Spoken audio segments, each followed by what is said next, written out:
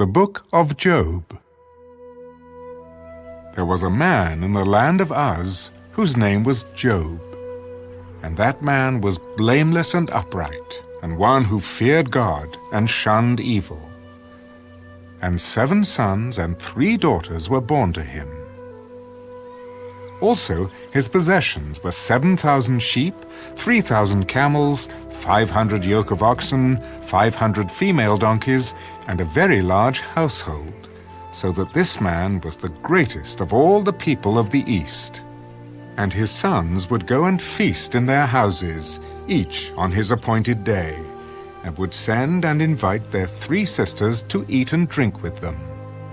So it was, when the days of feasting had run their course, that Job would send and sanctify them. And he would rise early in the morning and offer burnt offerings, according to the number of them all. For Job said, "It may be that my sons have sinned and cursed God in their hearts." Thus Job did regularly. Now, there was a day when the sons of God came to present themselves before the Lord, and Satan also came among them. And the Lord said to Satan, "From where do you come?" "From going to and fro on the earth, and from walking back and forth on it." Have you considered my servant Job? That there is none like him on the earth, a blameless and upright man, one who fears God and shuns evil. Does Job fear God for nothing? Have you not made a hedge around him, around his household, and around all that he has on every side? You have blessed the work of his hands, and his possessions have increased in the land. But now, stretch out your hand and touch all that he has, and he will surely curse you to your face. Behold, all that he has is in your power. Only do not lay a hand on his person. So Satan went out from the presence of the Lord. Now there was a day when his sons and daughters were eating and drinking wine in their oldest brother's house, and a messenger came to Job. The oxen were plowing, and the donkeys feeding beside them, when the Sabaeans raided them and took them away. Indeed, they have killed the servants with the edge of the sword, and I alone have escaped to tell you. While he was still speaking, another also came and said, "The fire of God fell from heaven and burned up the sheep and the servants and consumed them. And I alone have escaped to tell you." While he was still speaking, another also came. "The Chaldeans formed 3 bands, raided the camels and took them away. Yes, and killed the servants with the edge of the sword. And I alone have escaped to tell you." While he was still speaking, another also came. "Your sons and daughters were eating and drinking wine in their oldest brother's house, and suddenly a great wind came from across the wilderness and struck the 4 corners of the house, and it fell on the young people, and they are dead. And I alone have escaped to tell you." Then Job arose, tore his robe, and shaved his head, and he fell to the ground and worshipped. Naked I came from my mother's womb, and naked shall I return there. The Lord gave, and the Lord has taken away. Blessed be the name of the Lord.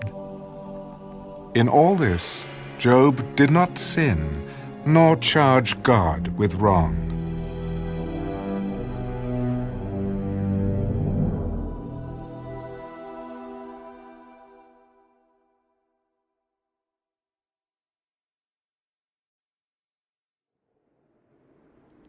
Again, there was a day when the sons of God came to present themselves before the Lord, and Satan came also among them to present himself before the Lord. And the Lord said to Satan, From where do you come? From going to and fro on the earth, and from walking back and forth on it. Have you considered my servant Job? That there is none like him on the earth, a blameless and upright man, one who fears God and shuns evil, and still he holds fast to his integrity. Although you incited me against him to destroy him without cause. Skin for skin. Yes, all that a man has he will give for his life. But stretch out your hand now, and touch his bone and his flesh, and he will surely curse you to your face. Behold, he is in your hand, but spare his life. So Satan went out from the presence of the Lord and struck Job with painful boils from the sole of his foot to the crown of his head. And he took for himself a potsherd with which to scrape himself while he sat in the midst of the ashes. Then his wife said to him, Do you still hold fast to your integrity? Curse God and die. You speak as one of the foolish women speaks. Shall we indeed accept good from God? And shall we not accept adversity? In all this, Job did not sin with his lips. Now, when Job's 3 friends heard of all this adversity that had come upon him, each one came from his own place.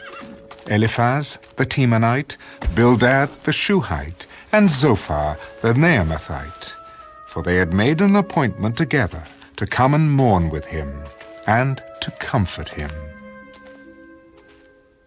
And when they raised their eyes from afar, and did not recognize him, they lifted their voices and wept, and each one tore his robe, and sprinkled dust on his head toward heaven.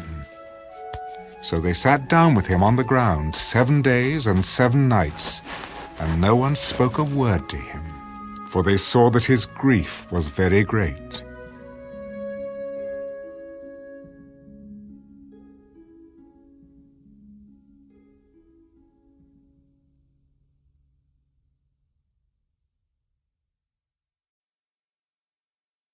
After this, Job opened his mouth and cursed the day of his birth.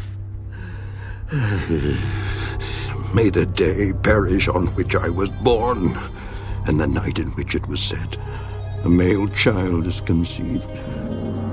May that day be darkness.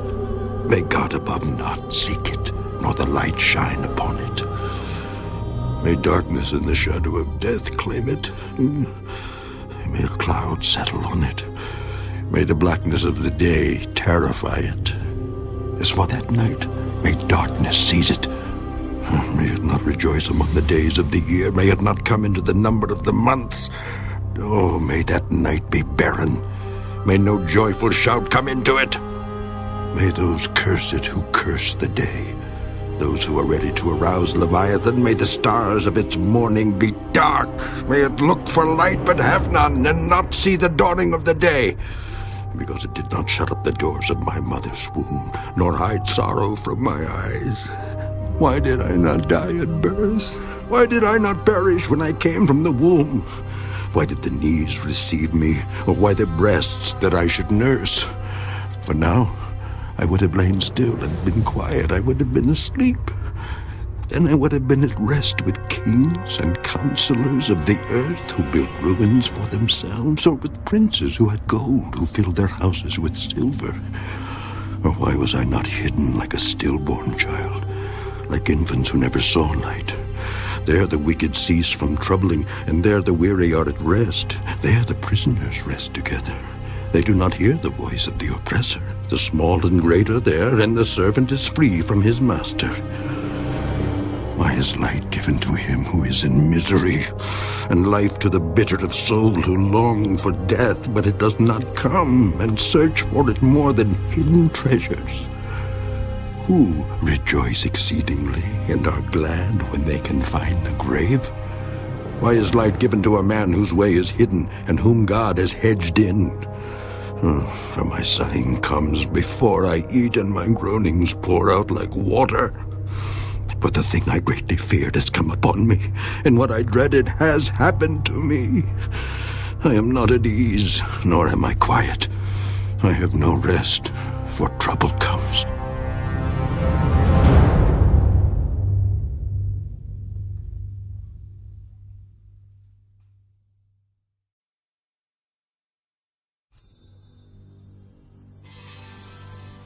Then Eliphaz the Temanite answered, If one attempts a word with you, will you become weary? But who can withhold himself from speaking? Surely you have instructed many, and you have strengthened weak hands. Your words have upheld him who was stumbling, and you have strengthened the feeble knees. But now it comes upon you, and you are weary. It touches you, and you are troubled. Is not your reverence your confidence?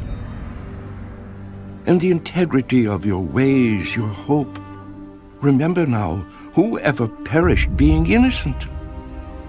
Or where were the upright ever cut off? Even as I have seen, those who plow iniquity and sow trouble reap the same.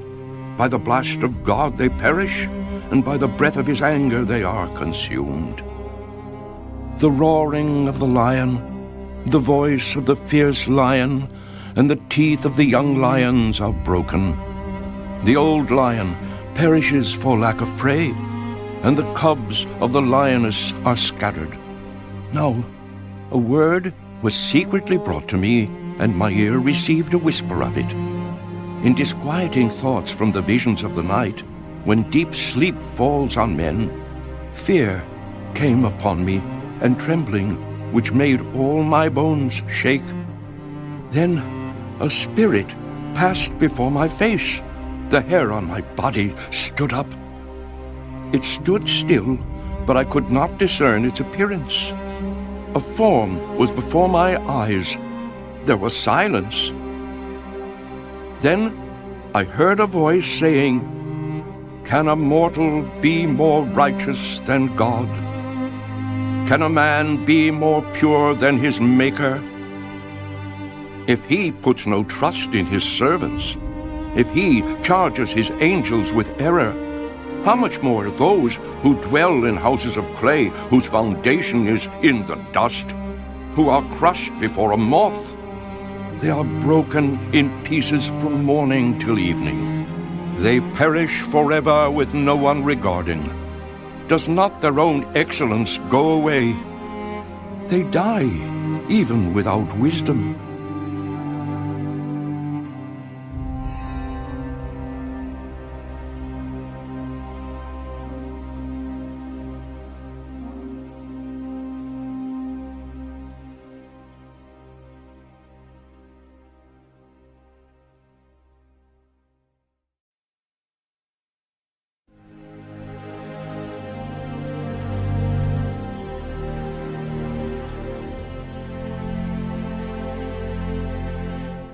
Call out now. Is there anyone who will answer you? And to which of the holy ones will you turn? For wrath kills a foolish man, and envy slays a simple one. I have seen the foolish taking root, but suddenly I cursed his dwelling place. His sons are far from safety. They are crushed in the gate, and there is no deliverer. Because the hungry eat up his harvest, taking it even from the thorns, and a snare snatches their substance. For affliction does not come from the dust, nor does trouble spring from the ground. Yet man is born to trouble, as the sparks fly upward. But as for me, I would seek God, and to God I would commit my cause, who does great things and unsearchable, marvelous things without number. He gives rain on the earth and sends waters on the fields. He sets on high those who are lowly, and those who mourn are lifted to safety. He frustrates the devices of the crafty, so that their hands cannot carry out their plans. He catches the wise in their own craftiness, and the counsel of the cunning comes quickly upon them. They meet with darkness in the daytime, and grope at noontime as in the night. But he saves the needy from the sword, from the mouth of the mighty and from their hand. So the poor have hope, and injustice shuts her mouth. Behold, happy is the man whom God corrects. Therefore do not despise the chastening of the Almighty. For he bruises, but he binds up. He wounds, but his hands make whole.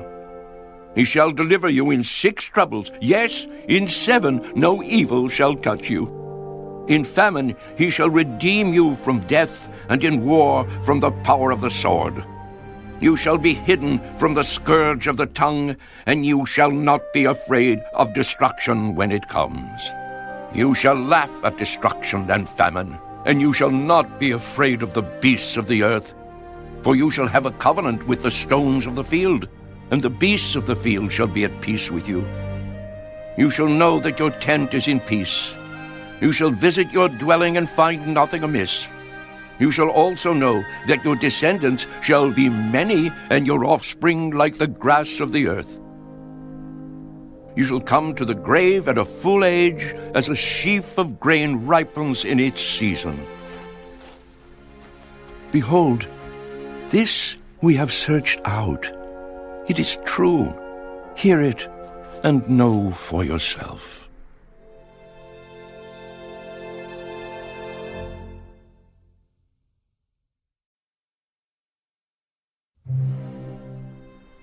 Then Job answered, Oh,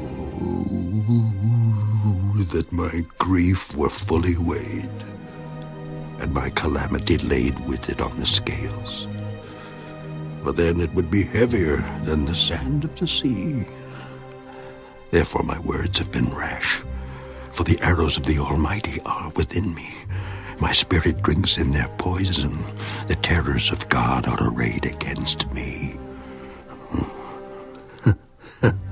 Does the wild donkey bray when it has grass, or does the ox low over its fodder? Can flavorless food be eaten without salt?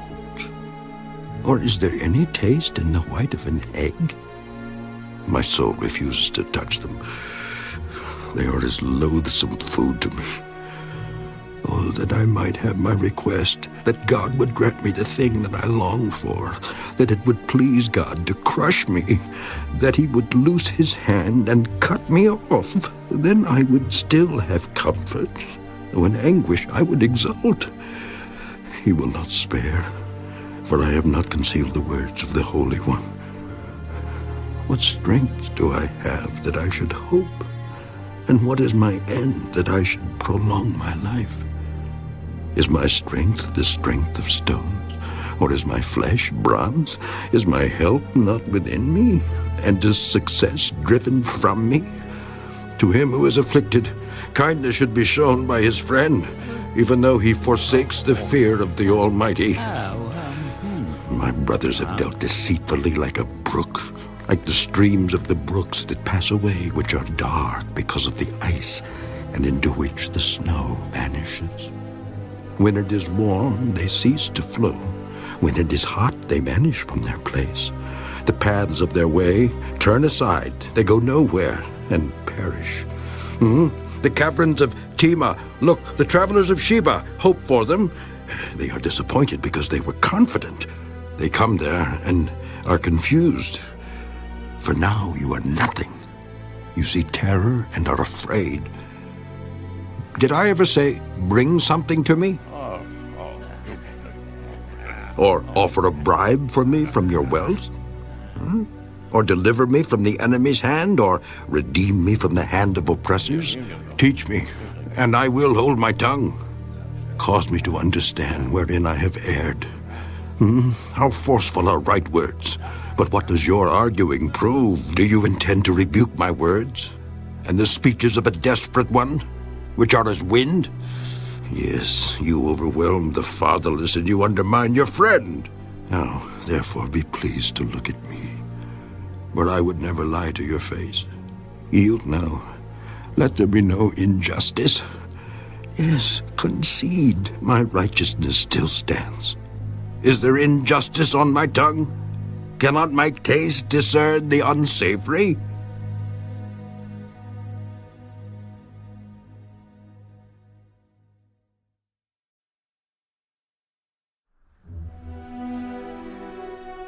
Is there not a time of hard service for man on earth? Are not his days also like the days of a hired man? Like a servant who earnestly desires the shade, and like a hired man who eagerly looks for his wages, so I have been allotted months of futility, and wearisome nights have been appointed to me. When I lie down, I say, when shall I arise, and the night be ended? For I have had my fill of tossing till dawn. My flesh is caked with worms and dust. My skin is cracked and breaks out afresh. My days are swifter than a weaver's shuttle, and are spent without hope. Oh, remember that my life is a breath. My eye will never again see good. The eye of him who sees me will see me no more. While your eyes are upon me, I shall no longer be. As the cloud disappears and vanishes away, so he who goes down to the grave does not come up. He shall never return to his house, nor shall his place know him any more. Therefore I will not restrain my mouth. I will speak in the anguish of my spirit. I will complain in the bitterness of my soul. Am I a sea or a sea serpent that you set a guard over me?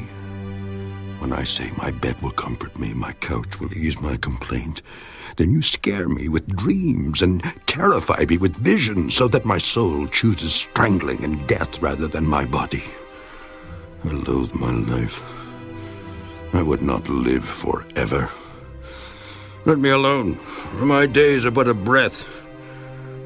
What is man, that you should exalt him, that you should set your heart on him, that you should visit him every morning and test him every moment? How long? Would you not look away from me and let me alone till I swallow my saliva? Have I sinned? What have I done to you, O watcher of men? Why have you set me as your target so that I am a burden to myself? Why then do you not pardon my transgression and take away my iniquity? But no, I will lie down in the dust, and you will seek me diligently, but I will no longer be.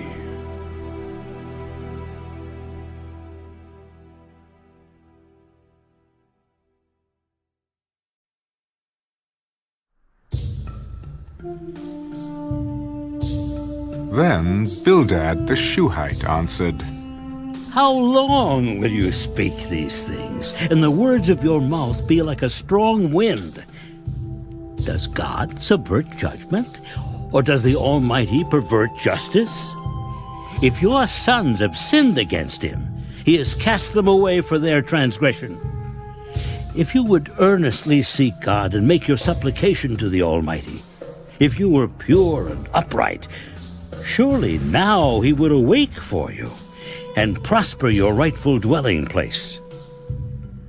Though your beginning was small, yet your latter end would increase abundantly. For inquire, please, of the former age, and consider the things discovered by their fathers. For we were born yesterday, and know nothing, because our days on earth are a shadow.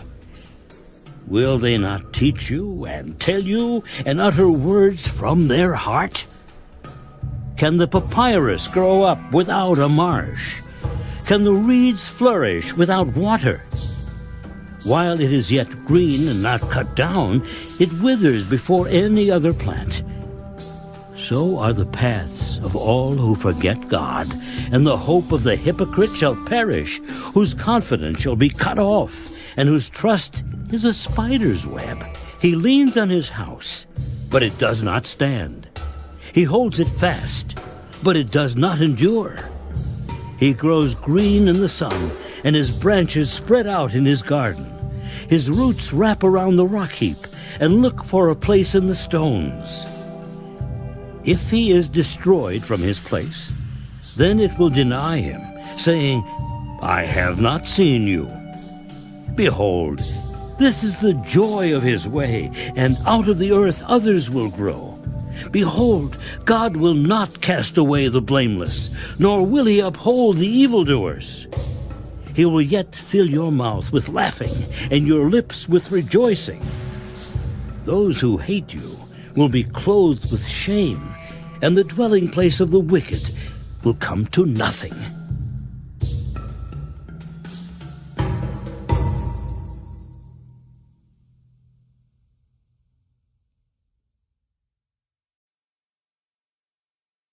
Then Job answered, Truly, I know it is so, but how can a man be righteous before God? If one wished to contend with him, he could not answer him one time out of 1,000. God is wise in heart and mighty in strength. Who has hardened himself against him and prospered? He removes the mountains, and they do not know when he overturns them in his anger. He shakes the earth out of its place, and its pillars tremble. He commands the sun, and it does not rise. He seals off the stars. He alone spreads out the heavens and treads on the waves of the sea. He made the Bear, Orion, and the Pleiades, and the chambers of the south. He does great things past finding out, yes, wonders without number. If he goes by me, I do not see him. If he moves past, I do not perceive him. If he takes away, who can hinder him? Who can say to him, what are you doing? God will not withdraw his anger. Allies of the proud lie prostrate beneath him. How then can I answer him and choose my words to reason with him? For though I were righteous, I could not answer him. I would beg mercy of my judge. If I called and he answered me, I would not believe that he was listening to my voice. For he crushes me with a tempest and multiplies my wounds without cause. He will not allow me to catch my breath, fills me with bitterness. If it is a matter of strength, indeed he is strong. And if of justice, who will appoint my day in court? Though I were righteous, my own mouth would condemn me. Though I were blameless, it would prove me perverse. I am blameless, yet I do not know myself. I despise my life. It is all one thing. Therefore I say, he destroys the blameless and the wicked. If the scourge slays suddenly, he laughs at the plight of the innocent. The earth is given into the hand of the wicked. He covers the faces of its judges. If it is not he, who else could it be? Now my days are swifter than a runner. They flee away. They see no good. They pass by like swift ships, like an eagle swooping on its prey. If I say, I will forget my complaint, I will put off my sad face and wear a smile. I am afraid of all my sufferings. I know that you will not hold me innocent. If I am condemned, why then do I labor in vain? If I wash myself with snow water and cleanse my hands with soap, yet you will plunge me into the pit, and my own clothes will abhor me. For he is not a man as I am, that I may answer him, and that we should go to court together. Nor is there any mediator between us who may lay his hand on us both. Let him take his rod away from me, and do not let dread of him terrify me. Then I would speak and not fear him. But it is not so with me.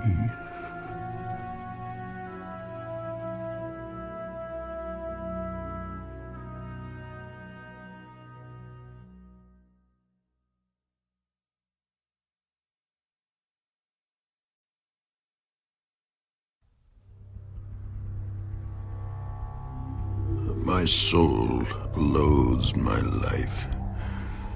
I will give free course to my complaint. I will speak in the bitterness of my soul.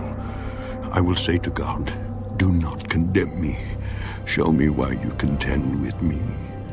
Does it seem good to you that you should oppress, that you should despise the work of your hands and smile on the counsel of the wicked? Do you have eyes of flesh, or do you see as man sees? Are your days like the days of a mortal man? Are your years like the days of a mighty man?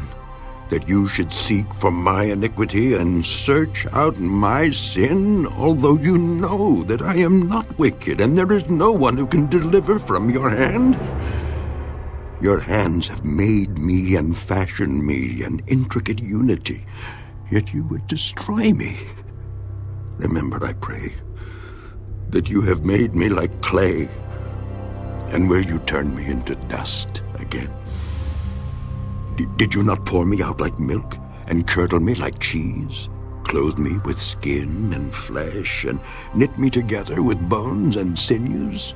You have granted me life and favor, and your care has preserved my spirit. And these things you have hidden in your heart. I know that this was with you. If I sin, then you mark me and will not acquit me of my iniquity. If I am wicked, woe to me. Even if I am righteous, I cannot lift up my head. I am full of disgrace. See my misery. If my head is exalted, you hurt me like a fierce lion, and again you show yourself awesome against me. You renew your witnesses against me and increase your indignation toward me. Changes and war are ever with me.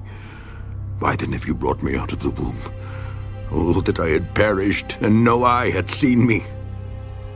I would have been as though I had not been. I would have been carried from the womb to the grave. Are not my days few? Cease. Leave me alone, that I may take a little comfort before I go to the place from which I shall not return, to the land of darkness and the shadow of death. A land as dark as darkness itself, as the shadow of death, without any order, where even the light is like darkness.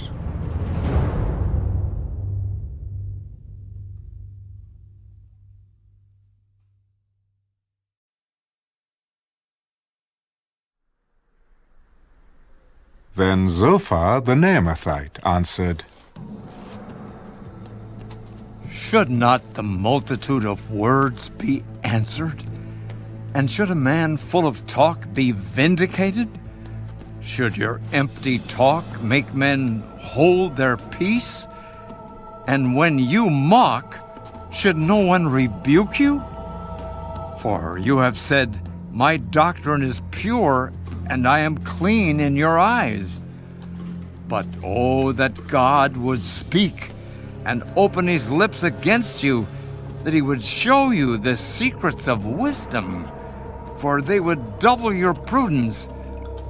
Know therefore that God exacts from you less than your iniquity deserves. Can you search out the deep things of God? Can you find out the limits of the Almighty? They are higher than heaven. What can you do? Deeper than Sheol. What can you know? Their measure is longer than the earth and broader than the sea. If he passes by, imprisons, and gathers to judgment, then who can hinder him? For he knows deceitful men. He sees wickedness also. Will he not then consider it? For an empty-headed man will be wise when a wild donkey's colt is born a man.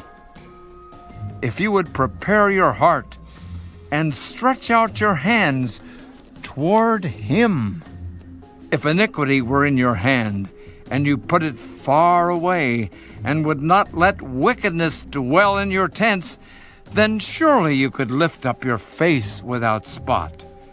Yes, you could be steadfast and not fear, because you would forget your misery and remember it as waters that have passed away, and your life would be brighter than noonday. Though you were dark, you would be like the morning, and you would be secure because there is hope. Yes, you would dig around you and take your rest in safety. You would also lie down, and no one would make you afraid. Yes, many would court your favor, but the eyes of the wicked will fail, and they shall not escape. And their hope, loss of life.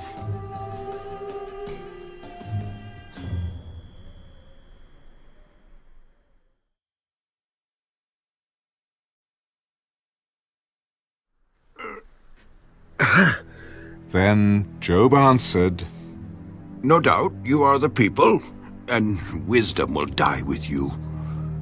But I have understanding as well as you. I am not inferior to you. Indeed, who does not know such things as these? I am one mocked by his friends, who called on God, and he answered him, the just and blameless, who is ridiculed. A lamp is despised in the thought of one who is at ease. It is made ready for those whose feet slip. The tents of robbers prosper, and those who provoke God are secure in what God provides by his hand. But now, ask the beasts, and they will teach you, and the birds of the air, and they will tell you, or speak to the earth, and it will teach you, and the fish of the sea will explain to you.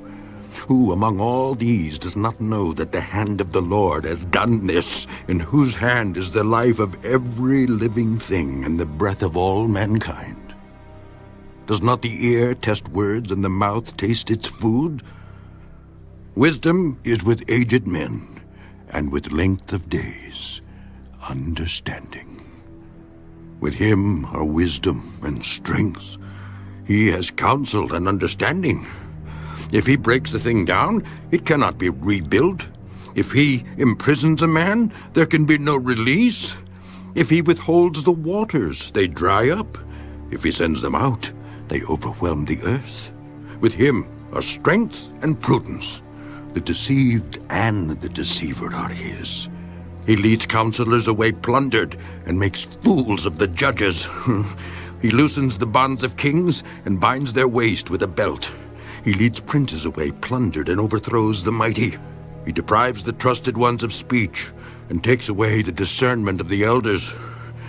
He pours contempt on princes and disarms the mighty. He uncovers deep things out of darkness and brings the shadow of death to light.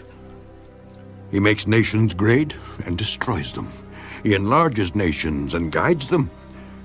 He takes away the understanding of the chiefs of the people of the earth and makes them wander in a pathless wilderness. They grope in the dark without light, and he makes them stagger like a drunken man.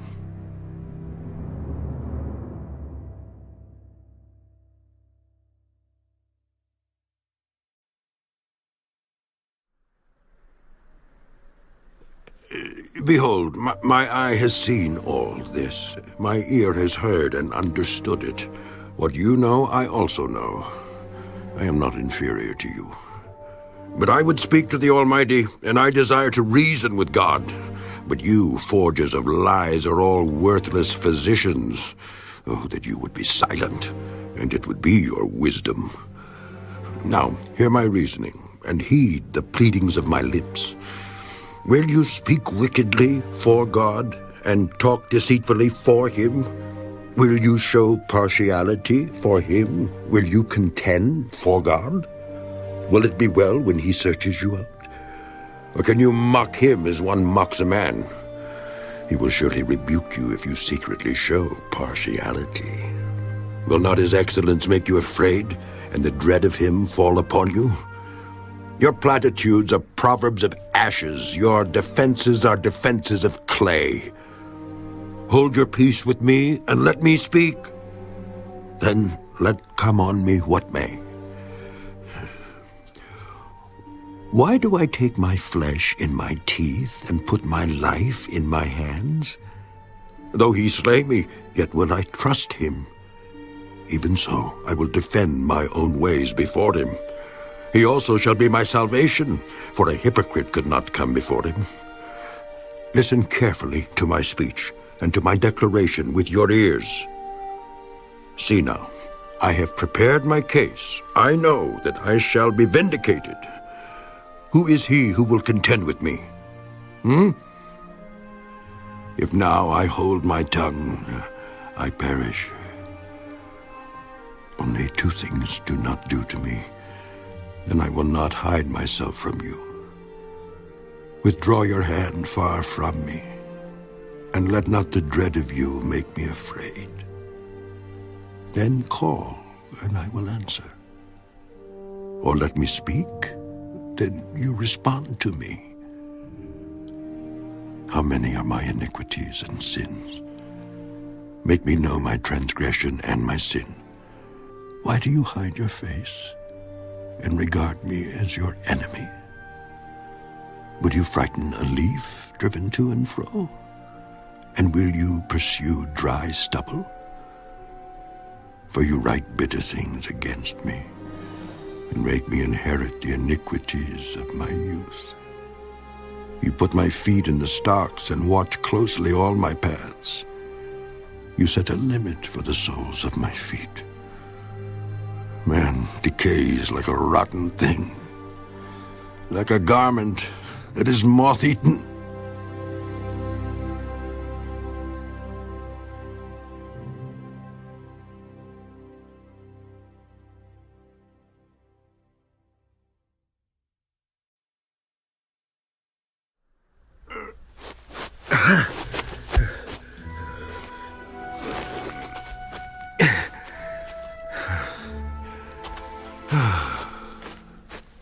Man who is born of woman is of few days and full of trouble.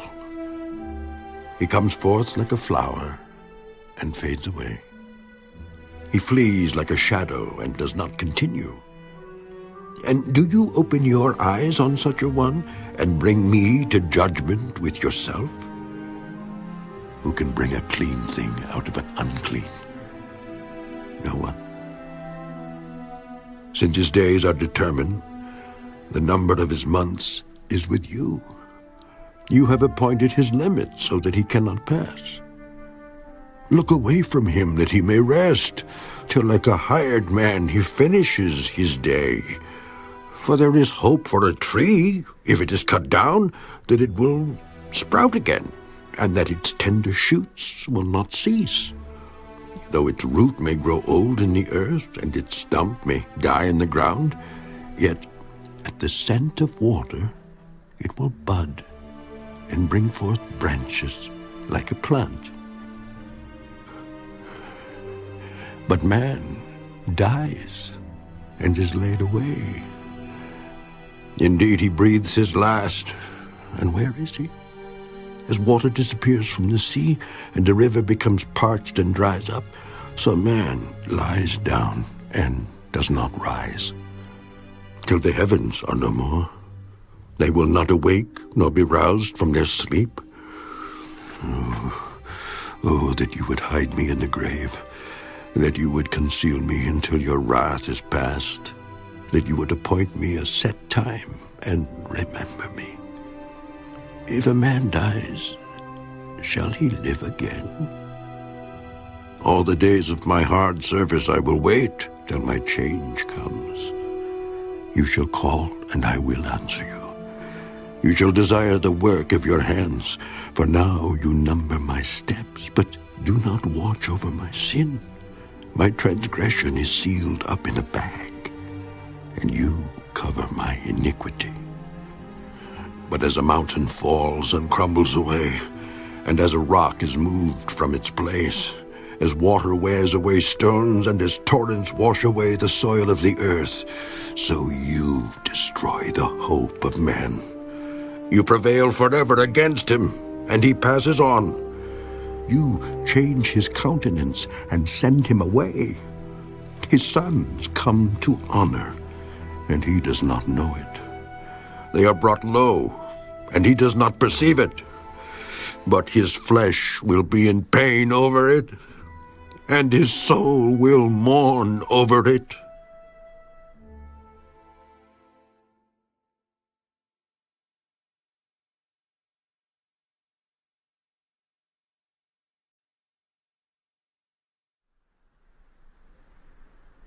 Then Eliphaz the Temanite answered, Should a wise man answer with empty knowledge and fill himself with the east wind? Should he reason with unprofitable talk, or by speeches with which he can do no good? Yes, you cast off fear and restrain prayer before God. For your iniquity teaches your mouth, and you choose the tongue of the crafty.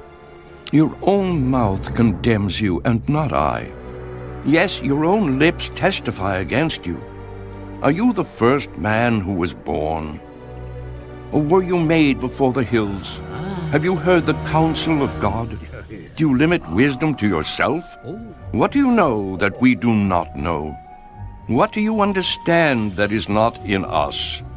Both the gray-haired and the aged are among us, much older than your father. Are the consolations of God too small for you, and the words spoken gently with you? Why does your heart carry you away, and what do your eyes wink at, that you turn your spirit against God, and let such words go out of your mouth? What is man that he could be pure? And he who was born of a woman, that he could be righteous? If God puts no trust in his saints, and the heavens are not pure in his sight, how much less man, who is abominable and filthy, who drinks iniquity like water? I will tell you, hear me. What I have seen, I will declare. What wise men have told, not hiding anything received from their fathers, to whom alone the land was given, and no alien passed among them. The wicked man writhes with pain all his days, and the number of years is hidden from the oppressor. Dreadful sounds are in his ears. In prosperity the destroyer comes upon him. He does not believe that he will return from darkness, for a sword is waiting for him. He wanders about for bread, saying, Where is it? He knows that a day of darkness is ready at his hand. Trouble and anguish make him afraid. They overpower him like a king ready for battle. For he stretches out his hand against God, and acts defiantly against the Almighty, running stubbornly against him with his strong embossed shield. Though he has covered his face with his fatness, and made his waist heavy with fat, he dwells in desolate cities, in houses which no one inhabits, which are destined to become ruins.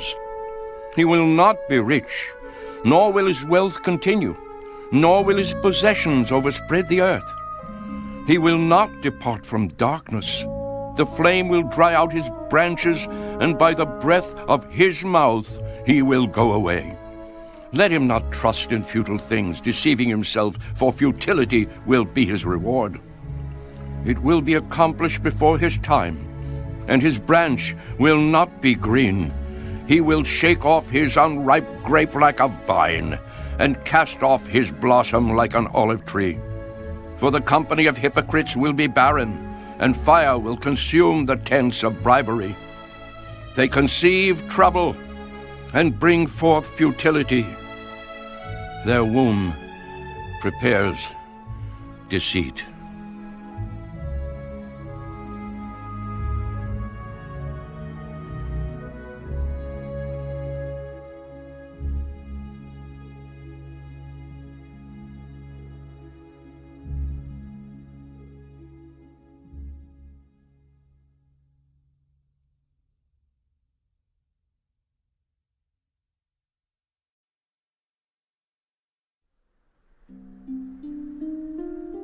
Then Job answered,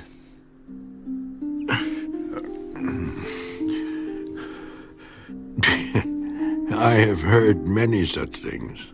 Miserable comforters are you all. Shall words of wind have an end? Or what provokes you that you answer? I also could speak as you do, if your soul were in my soul's place. I could heap up words against you and shake my head at you, but I would strengthen you with my mouth, and the comfort of my lips would relieve your grief. Though I speak, my grief is not relieved. And if I remain silent, how am I eased? But now he has worn me out. You have made desolate all my company. You have shriveled me up, and it is a witness against me. My leanness rises up against me and bears witness to my face. He tears me in his wrath and hates me. He gnashes at me with his teeth. My adversary sharpens his gaze on me. They gape at me with their mouth. They strike me reproachfully on the cheek. They gather together against me. God has delivered me to the ungodly and turned me over to the hands of the wicked. I was at ease, but he has shattered me. He also has taken me by my neck and shaken me to pieces. He has set me up for his target. His archers surround me. He pierces my heart and does not pity. He pours out my gall on the ground. He breaks me with wound upon wound. He runs at me like a warrior. I have sewn sackcloth over my skin and laid my head in the dust. My face is flushed from weeping, and on my eyelids is the shadow of death. Although no violence is in my hands, and my prayer is pure. O earth, do not cover my blood, and let my cry have no resting place. Surely even now my witness is in heaven, and my evidence is on high. My friends scorn me.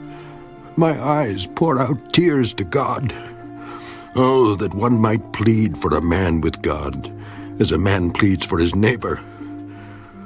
For when a few years are finished, I shall go the way of no return.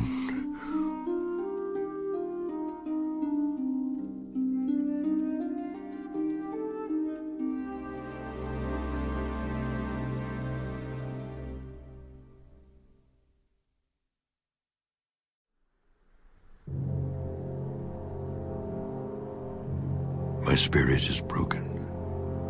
My days are extinguished. The grave is ready for me. Are not mockers with me? And does not my eye dwell on their provocation? Now put down a pledge for me with yourself. Who is he who will shake hands with me? For you have hidden their heart from understanding. Therefore you will not exalt them. He who speaks flattery to his friends, even the eyes of his children will fail. But he has made me a byword of the people, and I have become one in whose face men spit. My eye has also grown dim because of sorrow, and all my members are like shadows. Upright men are astonished at this, and the innocent stirs himself up against the hypocrite. Yet the righteous will hold to his way, and he who has clean hands will be stronger and stronger. But please, come back again, all of you, for I shall not find one wise man among you. My days are past, my purposes are broken off, even the thoughts of my heart. I change the night into day. The light is near, they say, in the face of darkness. If I wait for the grave as my house, if I make my bed in the darkness, if I say to corruption, you are my father, and to the worm, you are my mother and my sister, where then is my hope? As for my hope, who can see it? Will they go down to the gates of Sheol? Shall we have rest together in the dust?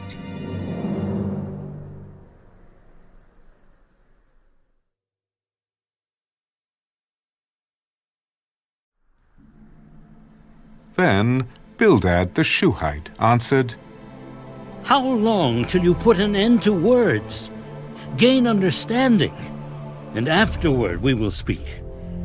Why are we counted as beasts and regarded as stupid in your sight? You who tear yourself in anger, shall the earth be forsaken for you? Or shall the rock be removed from its place? The light of the wicked indeed goes out, and the flame of his fire does not shine. The light is dark in his tent, and his lamp beside him is put out. The steps of his strength are shortened, and his own counsel casts him down. For he is cast into a net by his own feet, and he walks into a snare. The net takes him by the heel, and a snare lays hold of him. A noose is hidden for him on the ground, and a trap for him in the road. Terrors frighten him on every side, and drive him to his feet. His strength is starved, and destruction is ready at his side. It devours patches of his skin. The firstborn of death devours his limbs. He is uprooted from the shelter of his tent, and they parade him before the king of terrors. They dwell in his tent who are none of his. Brimstone is scattered on his dwelling. His roots are dried out below, and his branch withers above. The memory of him perishes from the earth, and he has no name among the renowned. He is driven from light into darkness, and chased out of the world. He has neither son nor posterity among his people, nor any remaining in his dwellings. Those in the west are astonished at his day, and those in the east are frightened. Surely such are the dwellings of the wicked, and this is the place of him who does not know God.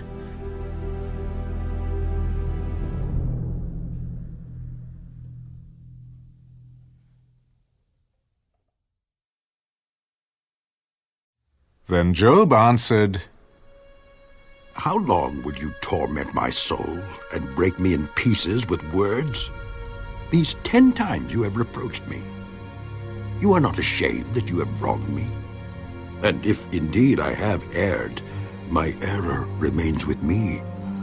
If indeed you exalt yourselves against me and plead my disgrace against me, know then that God has wronged me and has surrounded me with his net. If I cry out concerning wrong, I am not heard. If I cry aloud, there is no justice. He has fenced up my way so that I cannot pass, and he has set darkness in my paths. He has stripped me of my glory and taken the crown from my head. He breaks me down on every side, and I am gone. My hope he has uprooted like a tree. He has also kindled his wrath against me, and he counts me as one of his enemies. His troops come together and build up their road against me. They encamp all around my tent. He has removed my brothers far from me, and my acquaintances are completely estranged from me. My relatives have failed, and my close friends have forgotten me. Those who dwell in my house and my maidservants count me as a stranger. I am an alien in their sight. I call my servant, but he gives no answer. I beg him with my mouth. My breath is offensive to my wife, and I am repulsive to the children of my own body. Even young children despise me. I arise and they speak against me. All my close friends abhor me, and those whom I love have turned against me. My bone clings to my skin and to my flesh, and I have escaped by the skin of my teeth. Have pity on me. Have pity on me. Oh, you, my friends, for the hand of God has struck me. Why do you persecute me as God does, and are not satisfied with my flesh? Oh, that my words were written. Oh, that they were inscribed in a book, that they were engraved on a rock with an iron pen and lead, forever. For I know that my Redeemer lives, and he shall stand at last on the earth. And after my skin is destroyed, this I know, that in my flesh I shall see God, whom I shall see for myself, and my eyes shall behold, and not another. How my heart yearns within me. If you should say, how should we persecute him, since the root of the matter is found in me? Be afraid of the sword for yourselves. For wrath brings the punishment of the sword, that you may know there is a judgment.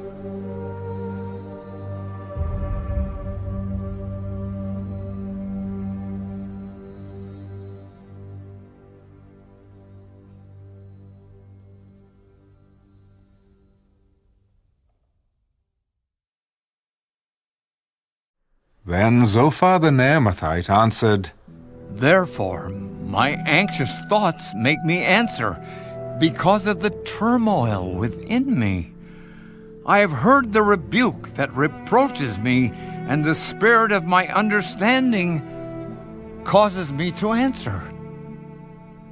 Do you not know this of old, since man was placed on earth, that the triumphing of the wicked is short, and the joy of the hypocrite is but for a moment? Though his haughtiness mounts up to the heavens, and his head reaches to the clouds, yet he will perish forever like his own refuse. Those who have seen him will say, "Where is he?" He will fly away like a dream and not be found. Yes, he will be chased away like a vision of the night. The eye that saw him will see him no more, nor will his place behold him anymore.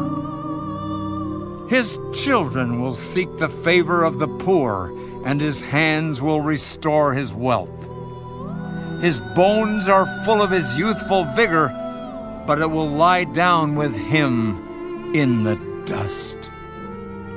Though evil is sweet in his mouth, and he hides it under his tongue, though he spares it and does not forsake it, but still keeps it in his mouth, yet his food in his stomach turns sour.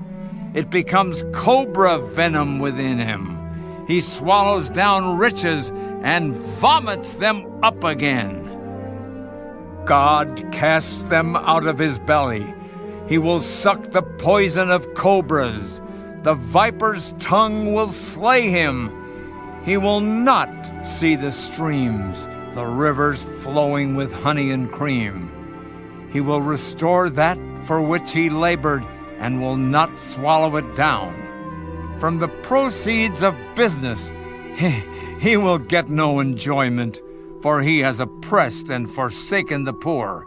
He has violently seized a house which he did not build.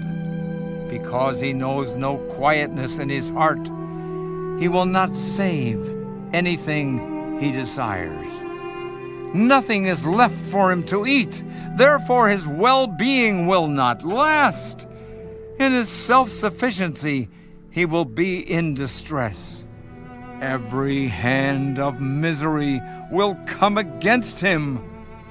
When he is about to fill his stomach, God will cast on him the fury of his wrath and will rain it on him while he is eating. He will flee from the iron weapon. A bronze bow will pierce him through. It is drawn and comes out of the body. Yes, the glittering point comes out of his gall. Terrors come upon him. Total darkness is reserved for his treasures. An unfanned fire will consume him. It shall go ill with him who is left in his tent. The heavens will reveal his iniquity, and the earth will rise up against him. The increase of his house will depart, and his goods will flow away in the day of his wrath. This is the portion from God for a wicked man, the heritage appointed to him by God.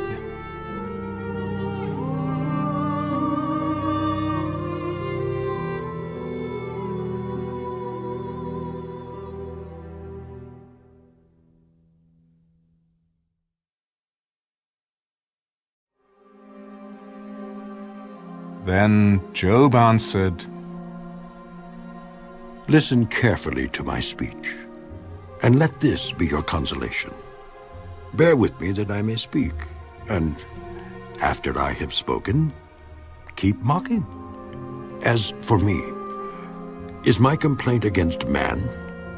And if it were, why should I not be impatient? Look at me and be astonished. Put your hand over your mouth. Even when I remember, I am terrified, and trembling takes hold of my flesh. Why do the wicked live and become old?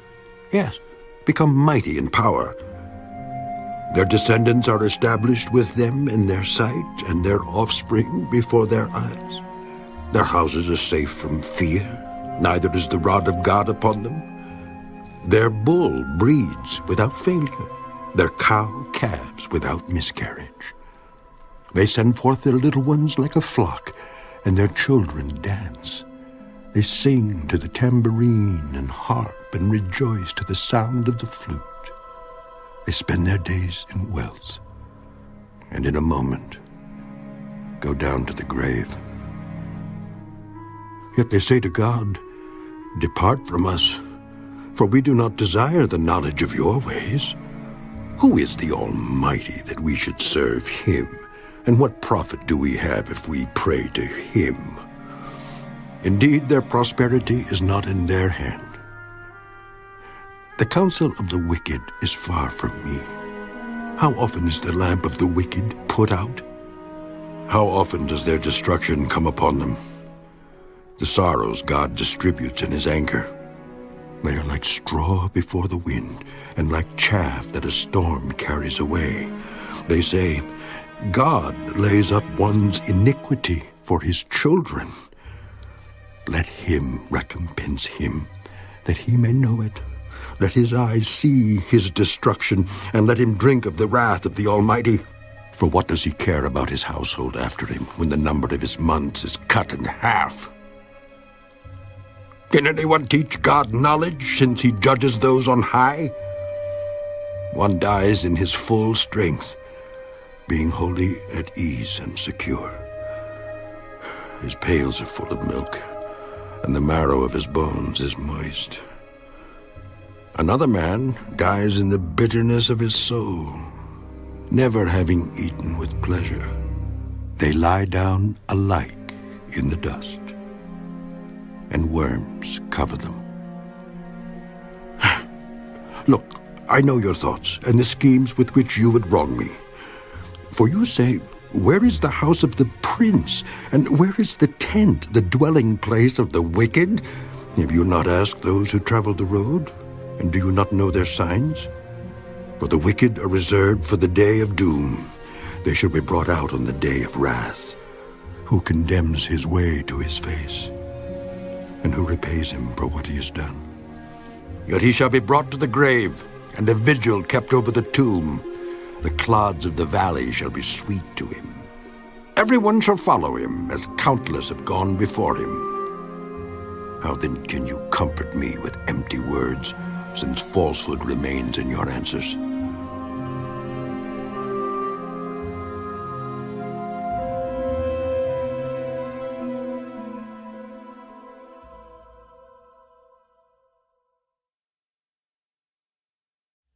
Then Eliphaz the Temanite answered, Can a man be profitable to God, though he who is wise may be profitable to himself? Is it any pleasure to the Almighty that you are righteous? Or is it gain to him that you make your ways blameless? Is it because of your fear of him that he corrects you and enters into judgment with you? Is not your wickedness great, and your iniquity without end? For you have taken pleasures from your brother for no reason, and stripped the naked of their clothing. You have not given the weary water to drink, and you have withheld bread from the hungry. But the mighty man possessed the land, and the honorable man dwelt in it. You have sent widows away empty, and the strength of the fatherless was crushed. Therefore snares are all around you, and sudden fear troubles you, or darkness so that you cannot see. And an abundance of water covers you. Is not God in the height of heaven? And see the highest stars, how lofty they are. And you say, What does God know? Can he judge through the deep darkness? Thick clouds cover him, so that he cannot see, and he walks above the circle of heaven. Will you keep to the old way which wicked men have trod, who were cut down before their time, whose foundations were swept away by a flood? They said to God, Depart from us. What can the Almighty do to them? Yet he filled their houses with good things, but the counsel of the wicked is far from me. The righteous see it and are glad, and the innocent laugh at them. Surely our adversaries are cut down, and the fire consumes their remnant. Now acquaint yourself with him, and be at peace. Thereby good will come to you. Receive, please, instruction from his mouth, and lay up his words in your heart. If you return to the Almighty, you will be built up. You will remove iniquity far from your tents. Then you will lay your gold in the dust, and the gold of Ophir among the stones of the brooks. Yes, the Almighty will be your gold and your precious silver. For then you will have your delight in the Almighty, and lift up your face to God. You will make your prayer to him. He will hear you, and you will pay your vows. You will also declare a thing, and it will be established for you. So light will shine on your ways. When they cast you down and you say exaltation will come, then he will save the humble person. He will even deliver one who is not innocent. Yes, he will be delivered by the purity of your hands.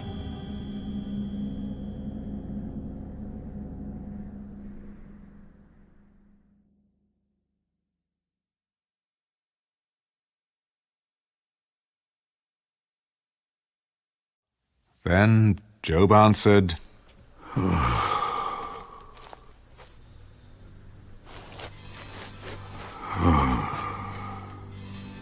Even today my complaint is bitter.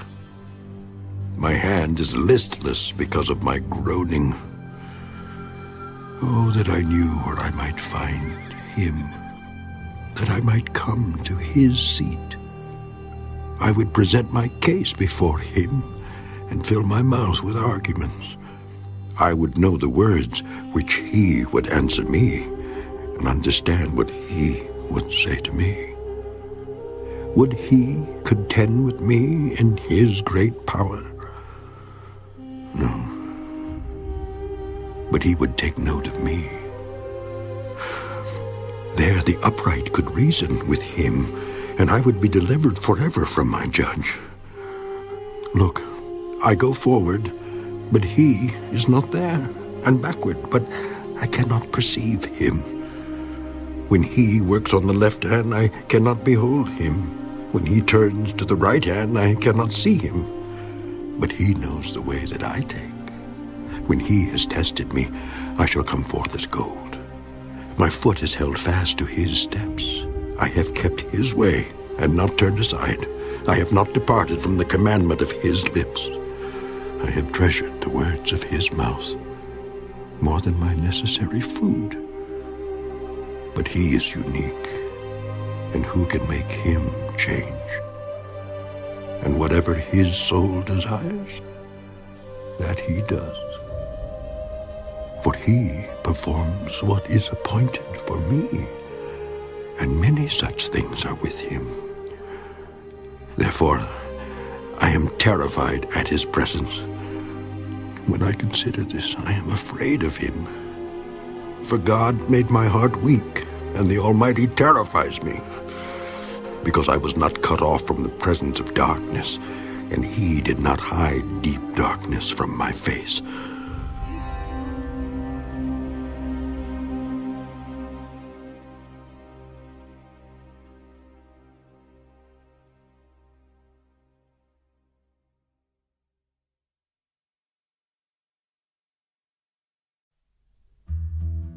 Since times are not hidden from the Almighty, why do those who know him see not his days?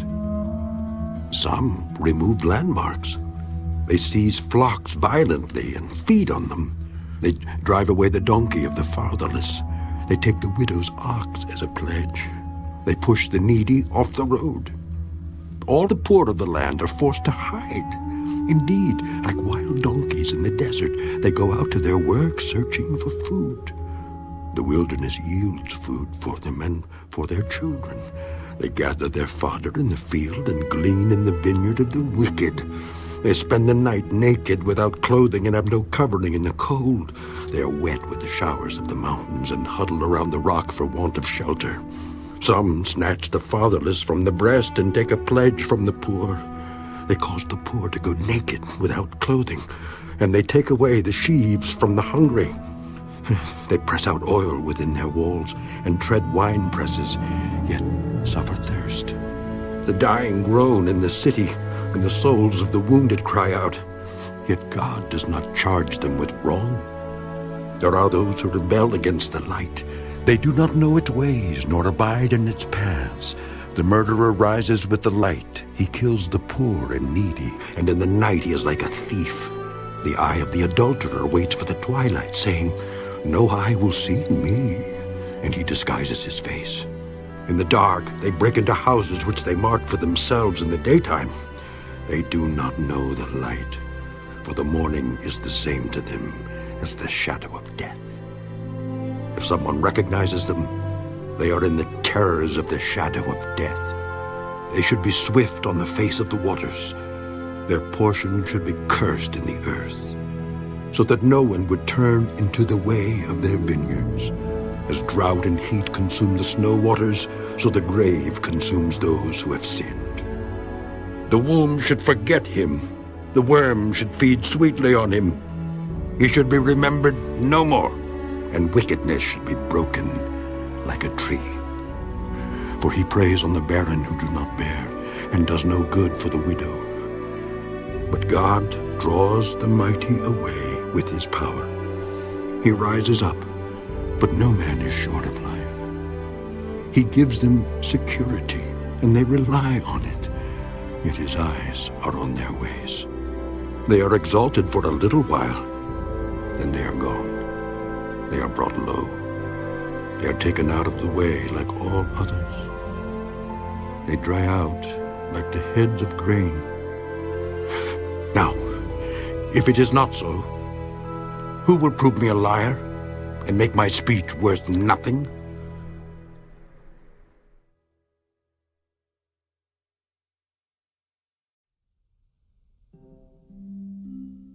Then Bildad the Shuhite answered, Dominion and fear belong to him. He makes peace in his high places. Is there any number to his armies? Upon whom does his light not rise? How then can man be righteous before God? Or how can he be pure who is born of a woman? If even the moon does not shine, and the stars are not pure in his sight, how much less man who is a maggot, and a son of man who is a worm?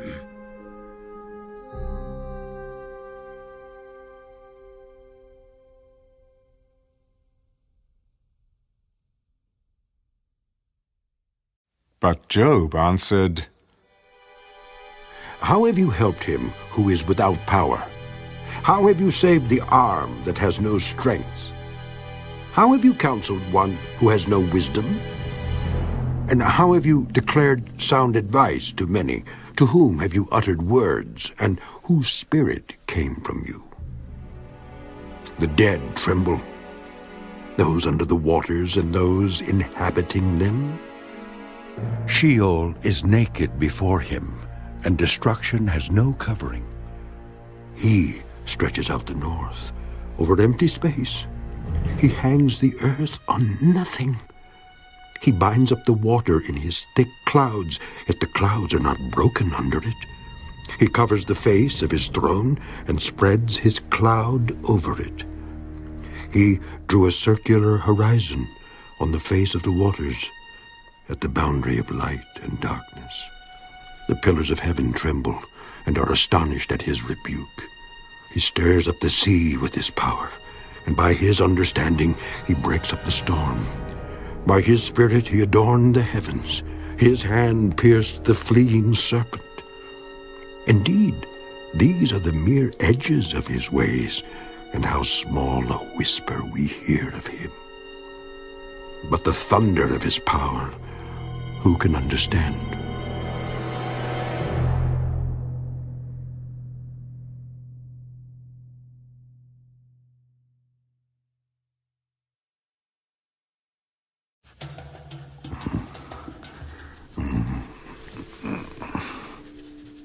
As God lives, who has taken away my justice, and the Almighty, who has made my soul bitter, as long as my breath is in me and the breath of God is in my nostrils, my lips will not speak wickedness, nor my tongue utter deceit. Far be it from me that I should say you are right. Till I die, I will not put away my integrity from me. My righteousness I hold fast, and will not let it go. My heart shall not reproach me as long as I live. May my enemy be like the wicked, and he who rises up against me like the unrighteous. For what is the hope of the hypocrite, though he may gain much if God takes away his life? Will God hear his cry when trouble comes upon him? Will he delight himself in the Almighty? Will he always call on God?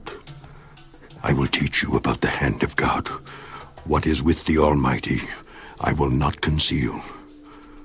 Surely all of you have seen it. Why then do you behave with complete nonsense? This is the portion of a wicked man with God, and the heritage of oppressors received from the Almighty. If his children are multiplied, it is for the sword, and his offspring shall not be satisfied with bread. Those who survive him shall be buried in death, and their widows shall not weep. Though he heaps up silver like dust and piles up clothing like clay, he may pile it up, but the just will wear it, and the innocent will divide the silver.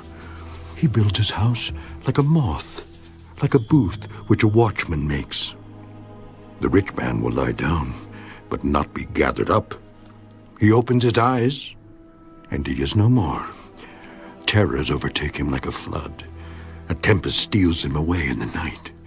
The east wind carries him away, and he is gone. It sweeps him out of his place. It hurls against him and does not spare. He flees desperately from its power. Men shall clap their hands at him, and shall hiss him out of his place.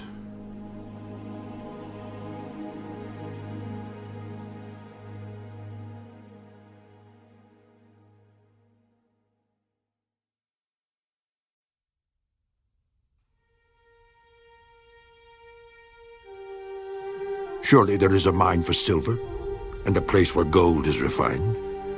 Iron is taken from the earth, and copper is smelted from ore. Man puts an end to darkness, and searches every recess for ore in the darkness and the shadow of death. He breaks open a shaft away from people. In places forgotten by feet, they hang far away from men. They swing to and fro. As for the earth, from it comes bread, but underneath it is turned up as by fire. Its stones are the source of sapphires, and it contains gold dust. That path no bird knows, nor has the falcon's eye seen it. The proud lions have not trodden it, nor has the fierce lion passed over it. He puts his hand on the flint. He overturns the mountains at the roots. He cuts out channels in the rocks, and his eye sees every precious thing. He dams up the streams from trickling. What is hidden he brings forth to light. But where can wisdom be found? And where is the place of understanding? Man does not know its value, nor is it found in the land of the living. The deep says, "It is not in me," and the sea says, "It is not with me." It cannot be purchased for gold, nor can silver be weighed for its price. It cannot be valued in the gold of Ophir, in precious onyx or sapphire. Neither gold nor crystal can equal it, nor can it be exchanged for jewelry of fine gold. No mention shall be made of coral or quartz, for the price of wisdom is above rubies. The topaz of Ethiopia cannot equal it, nor can it be valued in pure gold. From where, then, does wisdom come? And where is the place of understanding? It is hidden from the eyes of all living, and concealed from the birds of the air. Destruction and death say, "We have heard a report about it with our ears." God understands its way, and he knows its place For he looks to the ends of the earth and sees under the whole heavens, to establish a weight for the wind and apportion the waters by measure. When he made a law for the rain and a path for the thunderbolt, then he saw wisdom and declared it. He prepared it indeed, he searched it out. And to man he said, Behold, the fear of the Lord, that is wisdom. And to depart from evil is understanding.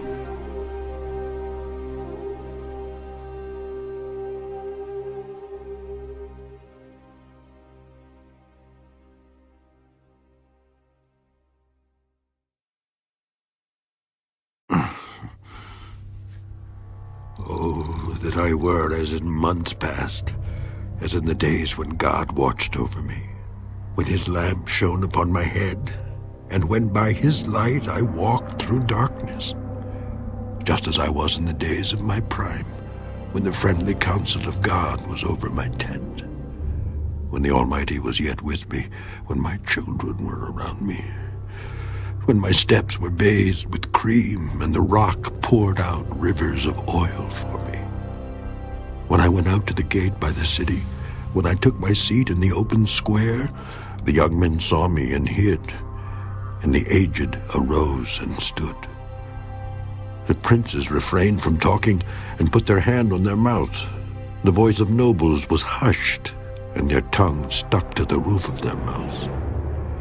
When the ear heard, then it blessed me, and when the eye saw, then it approved me, because I delivered the poor who cried out, the fatherless and the one who had no helper. The blessing of a perishing man came upon me, and I caused the widow's heart to sing for joy. I put on righteousness, and it clothed me. My justice was like a robe and a turban. I was eyes to the blind, and I was feet to the lame. I was a father to the poor, and I searched out the case that I did not know. I broke the fangs of the wicked, and plucked the victim from his teeth. Then I said, I shall die in my nest, and multiply my days as the sand. My root is spread out to the waters, and the dew lies all night on my branch. My glory is fresh within me, and my bow is renewed in my hand. Men listened to me and waited, and kept silence for my counsel. After my words, they did not speak again, and my speech settled on them as dew. They waited for me as for the rain, and they opened their mouth wide as for the spring rain. If I mocked at them, they did not believe it, and the light of my countenance they did not cast down. I chose the way for them, and sat as chief. So I dwelt as a king in the army, as one who comforts mourners.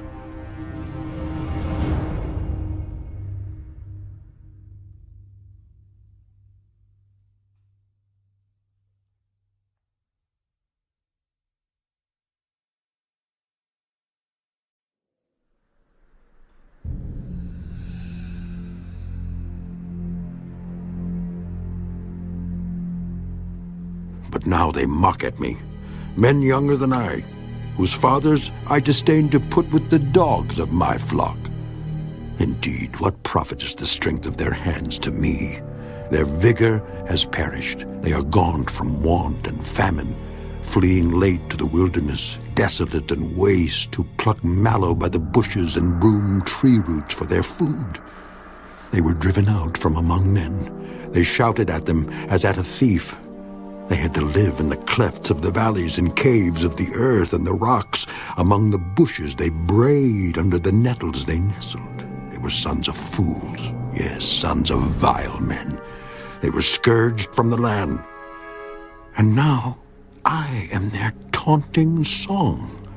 Yes, I am their byword. They abhor me. They keep far from me. They do not hesitate to spit in my face. Because he has loosed my bowstring and afflicted me, they have cast off restraint before me. At my right hand the rabble arises. They push away my feet, and they raise against me their ways of destruction. They break up my path. They promote my calamity. They have no helper. They come as broad breakers. Under the ruinous storm they roll along. Terrors are turned upon me. They pursue my honor as the wind, and my prosperity has passed like a cloud. And now my soul is poured out because of my plight. The days of affliction take hold of me. My bones are pierced in me at night, and my gnawing pains take no rest. By great force my garment is disfigured. It binds me about as the collar of my coat. He has cast me into the mire, and I have become like dust and ashes. I cry out to you, but you do not answer me. I stand up, and you regard me, but you have become cruel to me. With the strength of your hand you oppose me. You lift me up to the wind and cause me to ride on it. You spoil my success, for I know that you will bring me to death, and to the house appointed for all living. Surely he would not stretch out his hand against a heap of ruins if they cry out when he destroys it. Have I not wept for him who is in trouble? Has not my soul grieved for the poor? But when I looked for good, evil came to me. And when I waited for light, then came darkness. My heart is in turmoil and cannot rest. Days of affliction confront me. I go about mourning, but not in the sun. I stand up in the assembly and cry out for help. I am a brother of jackals and a companion of ostriches. My skin grows black and falls from me. My bones burn with fever. My harp is turned to mourning, and my flute to the voice of those who weep.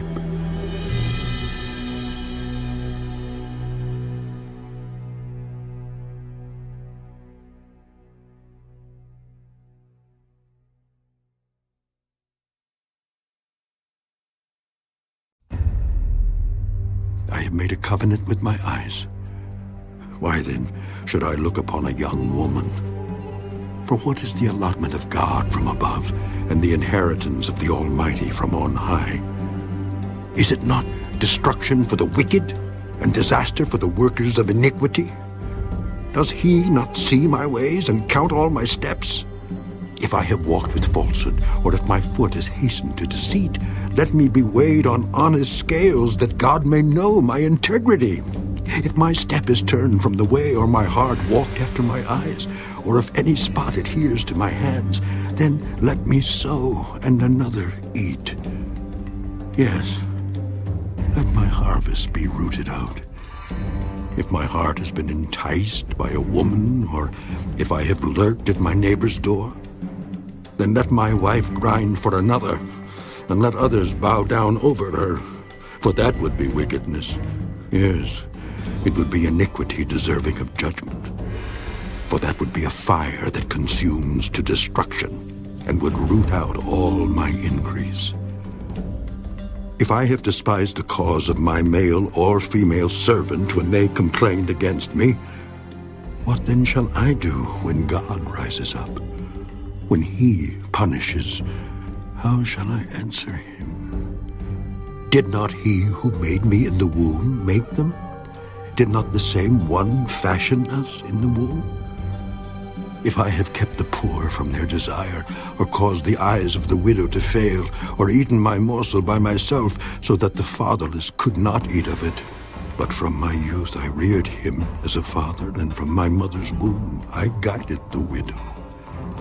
If I have seen anyone perish for lack of clothing, or any poor man without covering, if his heart has not blessed me, and if he was not warmed with the fleece of my sheep, if I have raised my hand against the fatherless when I saw I had help in the gate, then let my arm fall from my shoulder. Let my arm be torn from the socket. For destruction from God is a terror to me, and because of his magnificence, I cannot endure. If I have made gold my hope, or said to find gold, you are my confidence.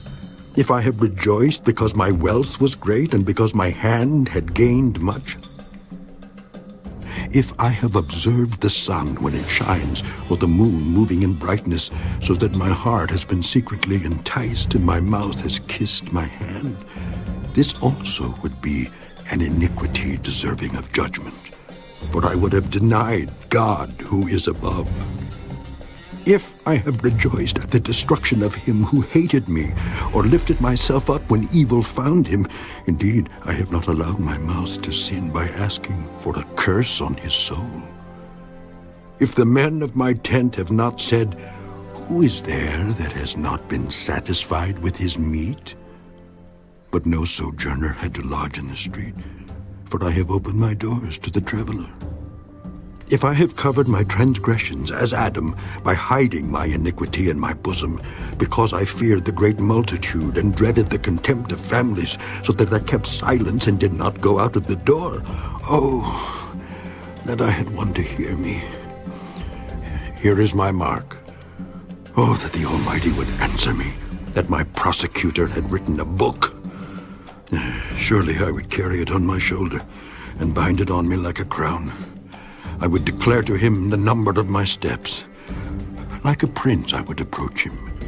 If my land cries out against me and its furrows weep together, if I have eaten its fruit without money or caused its owners to lose their lives, then let thistles grow instead of wheat and weeds instead of barley. The words of Job are ended.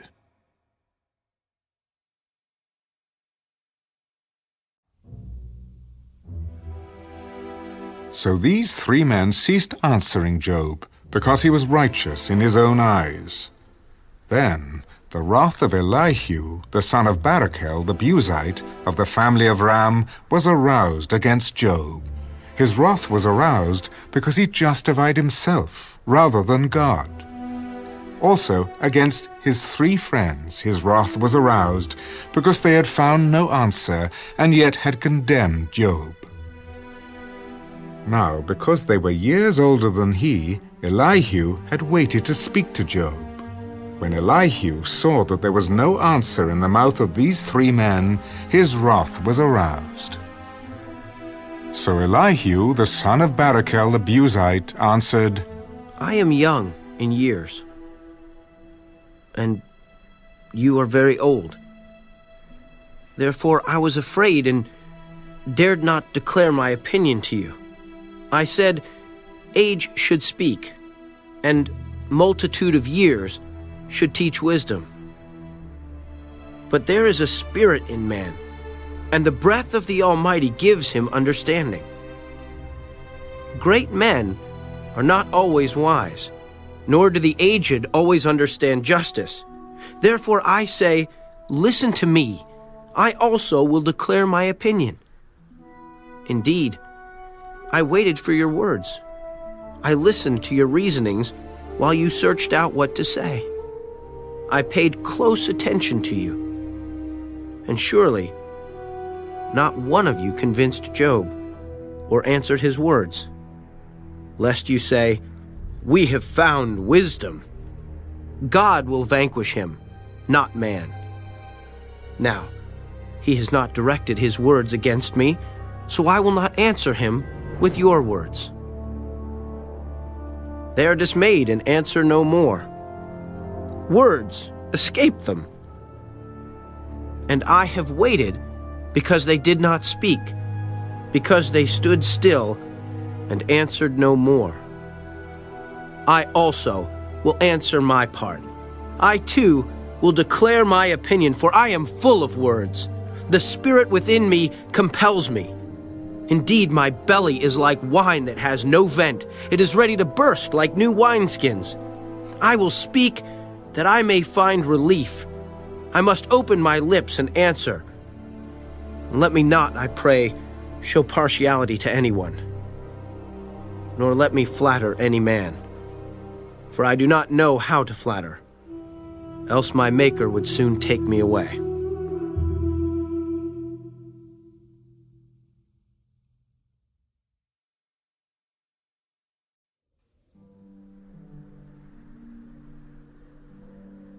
But please, Job, hear my speech and listen to all my words.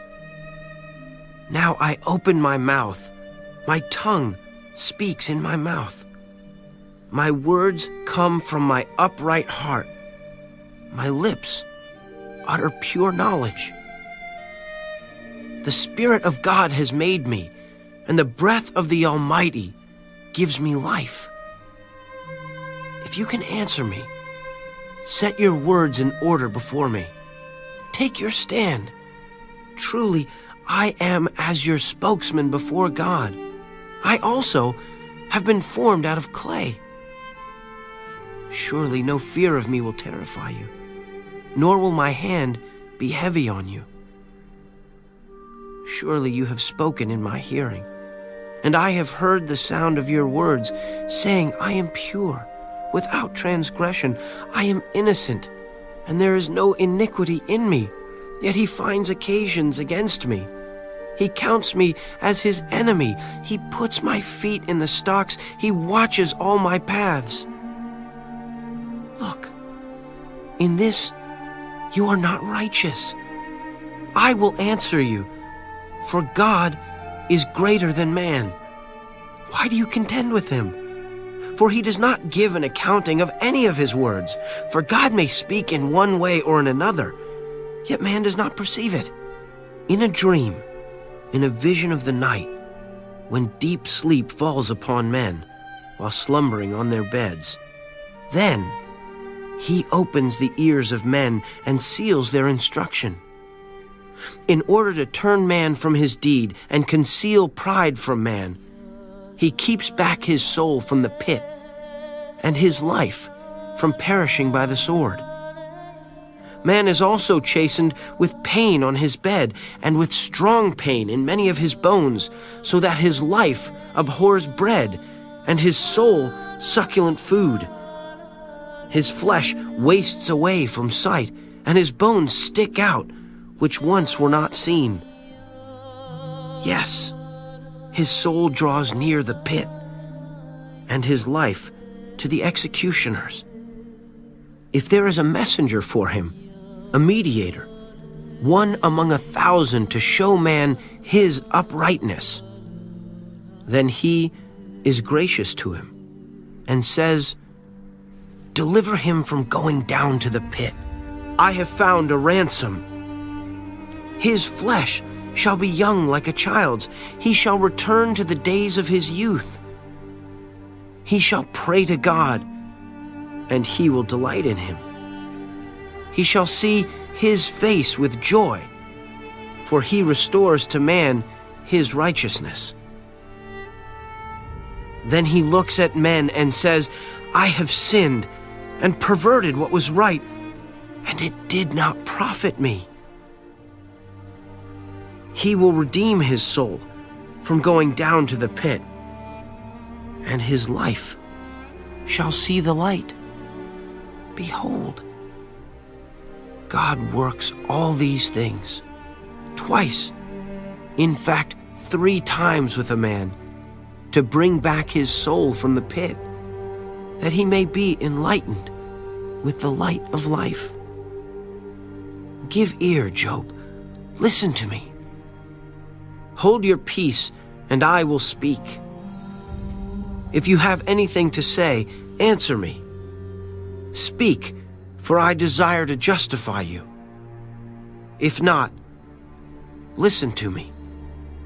Hold your peace, and I will teach you wisdom.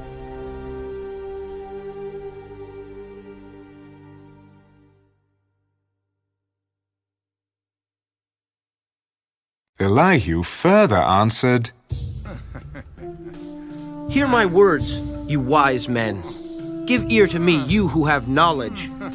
For the ear tests words as the palate tastes food. Let us choose justice for ourselves. Let us know among ourselves what is good. For Job has said, I am righteous, but God has taken away my justice. Should I lie concerning my right? My wound is incurable, though I am without transgression. What man is like Job, who drinks scorn like water, who goes in company with the workers of iniquity and walks with wicked men.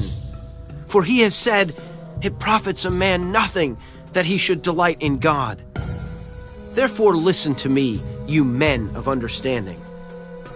Far be it from God to do wickedness, and from the Almighty to commit iniquity. For he repays man according to his work, and makes man to find a reward according to his way. Surely, God will never do wickedly, nor will the Almighty pervert justice. Who gave him charge over the earth? Or who appointed him over the whole world? If he should set his heart on it, if he should gather to himself his spirit and his breath, all flesh would perish together, and man would return to dust. If you have understanding, hear this. Listen to the sound of my words. Should one who hates justice govern? Will you condemn him who is most just? Is it fitting to say to a king, you are worthless, and to nobles, you are wicked? Yet he is not partial to princes, nor does he regard the rich more than the poor. For they are all the work of his hands, and in a moment they die in the middle of the night. The people are shaken and pass away. The mighty are taken away without a hand. For his eyes are on the ways of man, and he sees all his steps. There is no darkness nor shadow of death where the workers of iniquity may hide themselves. For he need not further consider a man, that he should go before God in judgment. He breaks in pieces mighty men without inquiry, and sets others in their place. Therefore, he knows their works. He overthrows them in the night, and they are crushed. He strikes them as wicked men in the open sight of others, because they turned back from him, and would not consider any of his ways, so that they caused the cry of the poor to come to him, for he hears the cry of the afflicted. When he gives quietness, who then can make trouble? And when he hides his face, who then can see him? Whether it is against a nation or a man alone. That the hypocrite should not reign, lest the people be ensnared. For has anyone said to God, I have borne chastening, I will offend no more. Teach me what I do not see. If I have done iniquity, I will do no more. Should he repay it according to your terms just because you disavow it? You must choose and not I. Therefore speak what you know. Men of understanding say to me, wise men who listen to me. Job speaks without knowledge, his words are without wisdom. Oh, that Job were tried to the utmost, because his answers are like those of wicked men. For he adds rebellion to his sin. He claps his hands among us and multiplies his words against God.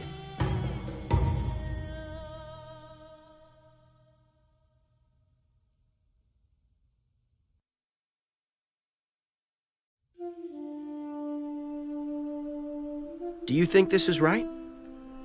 Do you say, my righteousness is more than God's? For you say, what advantage will it be to you?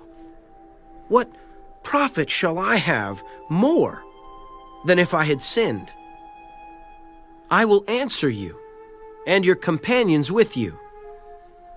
Look to the heavens and see, and behold the clouds. They are higher than you. If you sin, what do you accomplish against him?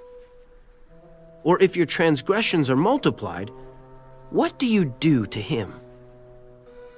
If you are righteous, what do you give him? Or what does he receive from your hand? Your wickedness affects a man such as you, and your righteousness a son of man.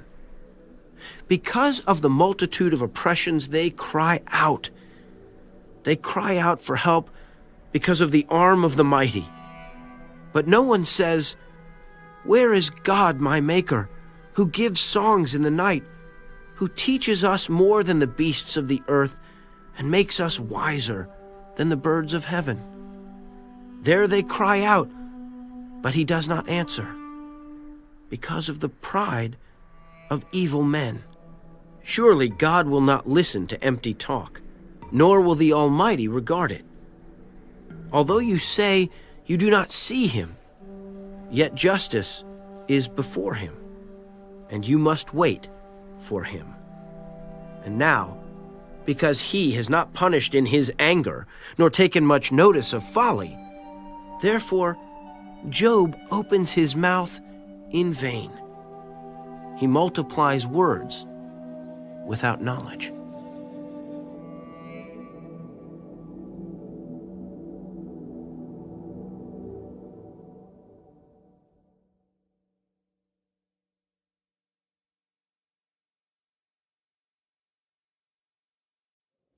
Elihu also proceeded and said, Bear with me a little, and I will show you that there are yet words to speak on God's behalf.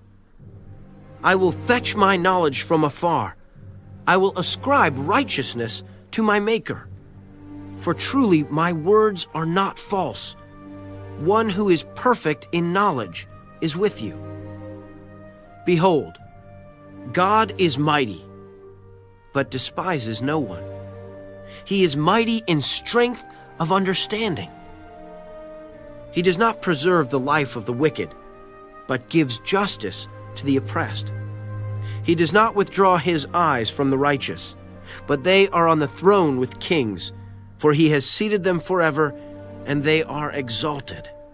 And if they are bound in fetters, held in the cords of affliction, then he tells them their work and their transgressions, that they have acted defiantly. He also opens their ear to instruction and commands that they turn from iniquity. If they obey and serve him, they shall spend their days in prosperity and their years in pleasures. But if they do not obey, they shall perish by the sword, and they shall die without knowledge. But the hypocrites in heart store up wrath. They do not cry for help when he binds them. They die in youth, and their life ends among the perverted persons. He delivers the poor in their affliction and opens their ears in oppression. Indeed, he would have brought you out of dire distress into a broad place where there is no restraint, and what is set on your table would be full of richness. But you are filled with the judgment due the wicked. Judgment and justice take hold of you. Because there is wrath, beware lest he take you away with one blow, for a large ransom would not help you avoid it. Will your riches or all the mighty forces keep you from distress? Do not desire the night when people are cut off in their place. Take heed. Do not turn to iniquity, for you have chosen this rather than affliction. Behold, God is exalted by his power. Who teaches like him? Who has assigned him his way, or who has said, you have done wrong? Remember to magnify his work, of which men have sung. Everyone has seen it. Man looks on it from afar. Behold, God is great, and we do not know him. Nor can the number of his years be discovered. For he draws up drops of water, which distill as rain from the mist, which the clouds drop down and pour abundantly on man. Indeed, can anyone understand the spreading of clouds, the thunder from his canopy? Look, he scatters his light upon it and covers the depths of the sea. For by these he judges the peoples. He gives food in abundance. He covers his hands with lightning and commands it to strike. His thunder declares it, the cattle also, concerning the rising storm.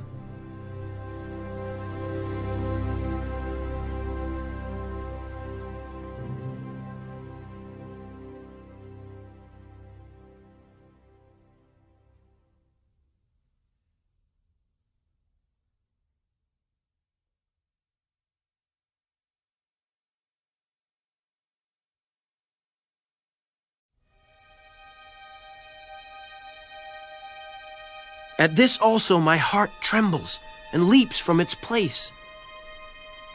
Hear attentively the thunder of his voice and the rumbling that comes from his mouth. He sends it forth under the whole heaven, his lightning to the ends of the earth. After it, a voice roars. He thunders with his majestic voice, and he does not restrain them when his voice is heard. God thunders marvelously with his voice. He does great things which we cannot comprehend. For he says to the snow, "Fall on the earth." Likewise, to the gentle rain and the heavy rain of his strength, he seals the hand of every man, that all men may know his work. The beasts go into dens and remain in their lairs. From the chamber of the south comes the whirlwind, and cold from the scattering winds of the north. By the breath of God, ice is given, and the broad waters are frozen. Also with moisture, he saturates the thick clouds. He scatters his bright clouds, and they swirl about, being turned by his guidance, that they may do whatever he commands them on the face of the whole earth. He causes it to come, whether for correction, or for his land, or for mercy. Listen to this, O Job. Stand still and consider the wondrous works of God. Do you know when God dispatches them and causes the light of his cloud to shine? Do you know how the clouds are balanced? Those wondrous works of him who is perfect in knowledge. Why are your garments hot when he quiets the earth by the south wind? With him have you spread out the skies, strong as a cast metal mirror? Teach us what we should say to him, for we can prepare nothing because of the darkness. Should he be told that I wish to speak? If a man were to speak, surely he would be swallowed up. Even now, men cannot look at the light when it is bright in the skies, when the wind has passed and cleared them. He comes from the north as golden splendor. With God is awesome majesty. As for the Almighty, we cannot find him. He is excellent in power, in judgment, and abundant justice. He does not oppress.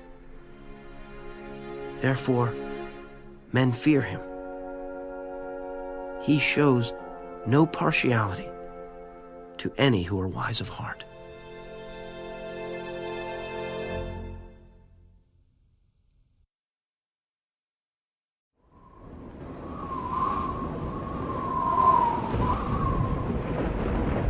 Then the Lord answered Job out of the whirlwind. Who is this who darkens counsel by words without knowledge? Now prepare yourself like a man. I will question you, and you shall answer me. Where were you when I laid the foundations of the earth? Tell me, if you have understanding. Who determined its measurements? Surely you know. Or who stretched the line upon it? To what were its foundations fastened? Or who laid its cornerstone when the morning stars sang together and all the sons of God shouted for joy? Or who shut in the sea with doors when it burst forth and issued from the womb? When I made the clouds its garment, and thick darkness its swaddling band. When I fixed my limit for it, and set bars and doors.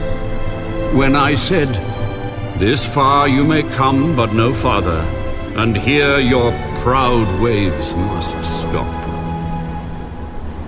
Have you commanded the morning since your days began, and caused the dawn to know its place, that it might take hold of the ends of the earth, and the wicked be shaken out of it?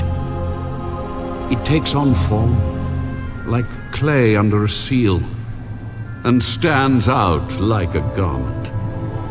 From the wicked their light is withheld, and the upraised arm is broken.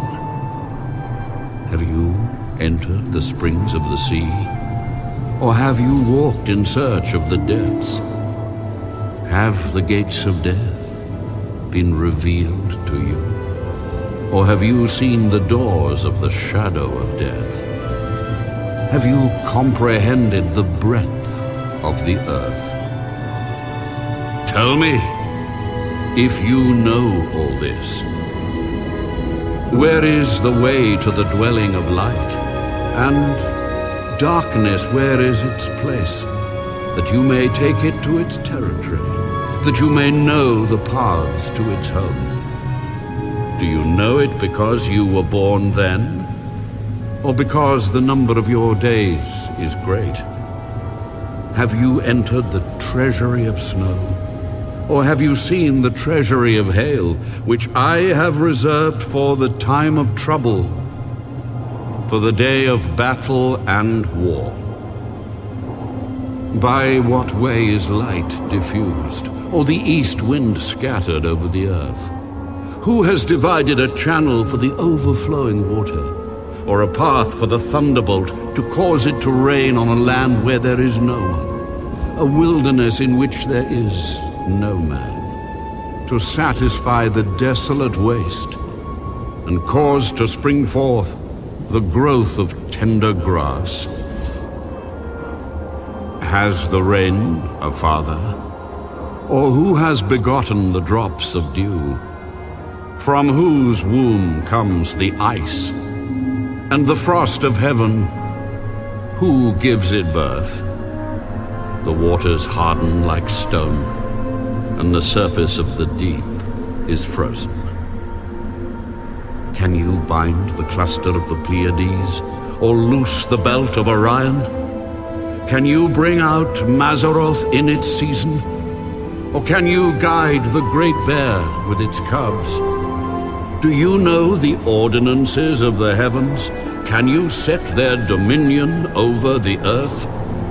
Can you lift up your voice to the clouds, that an abundance of water may cover you? Can you send out lightnings, that they may go and say to you, "Here we are"?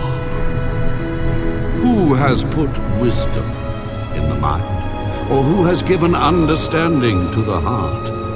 Who can number the clouds by wisdom? Or who can pour out the bottles of heaven when the dust hardens in clumps and the clods cling together? Can you hunt the prey for the lion, or satisfy the appetite of the young lions when they crouch in their dens or lurk in their lairs to lie in wait? Who provides food for the raven when its young ones cry to God and wander about for lack of food?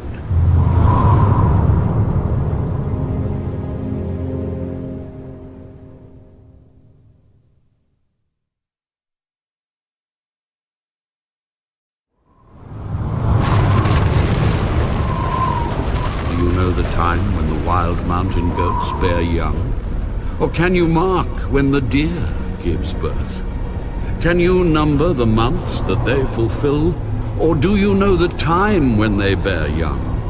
They bow down, they bring forth their young, they deliver their offspring.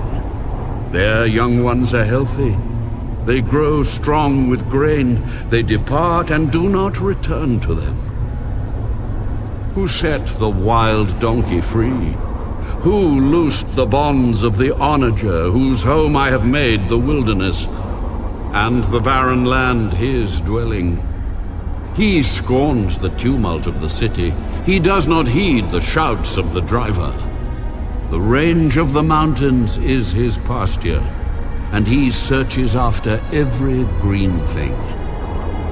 Will the wild ox be willing to serve you? Will he bed by your manger? Can you bind the wild ox in the furrow with ropes? Or will he plow the valleys behind you? Will you trust him because his strength is great? Or will you leave your labor to him? Will you trust him to bring home your grain and gather it to your threshing floor? The wings of the ostrich wave proudly, but are her wings and pinions like the kindly stork's? For she leaves her eggs on the ground and warms them in the dust. She forgets that a foot may crush them, or that a wild beast may break them. She treats her young harshly, as though they were not hers. Her labor is in vain, without concern, because God deprived her of wisdom and did not endow her with understanding. When she lifts herself on high, she scorns the horse and its rider. Have you given the horse strength? Have you clothed his neck with thunder? Can you frighten him like a locust? His majestic snorting strikes terror. He paws in the valley and rejoices in his strength. He gallops into the clash of arms. He mocks at fear and is not frightened, nor does he turn back from the sword. The quiver rattles against him, the glittering spear and javelin. He devours the distance with fierceness and rage, nor does he come to a halt because the trumpet has sounded. At the blast of the trumpet he says, "Aha!" He smells the battle from afar, the thunder of captains and shouting. Does the hawk fly by your wisdom and spread its wings toward the south? Does the eagle mount up at your command and make its nest on high? On the rock it dwells and resides, on the crag of the rock and the stronghold. From there it spies out the prey. Its eyes observe from afar. Its young ones suck up blood, and where the slain are, there it is.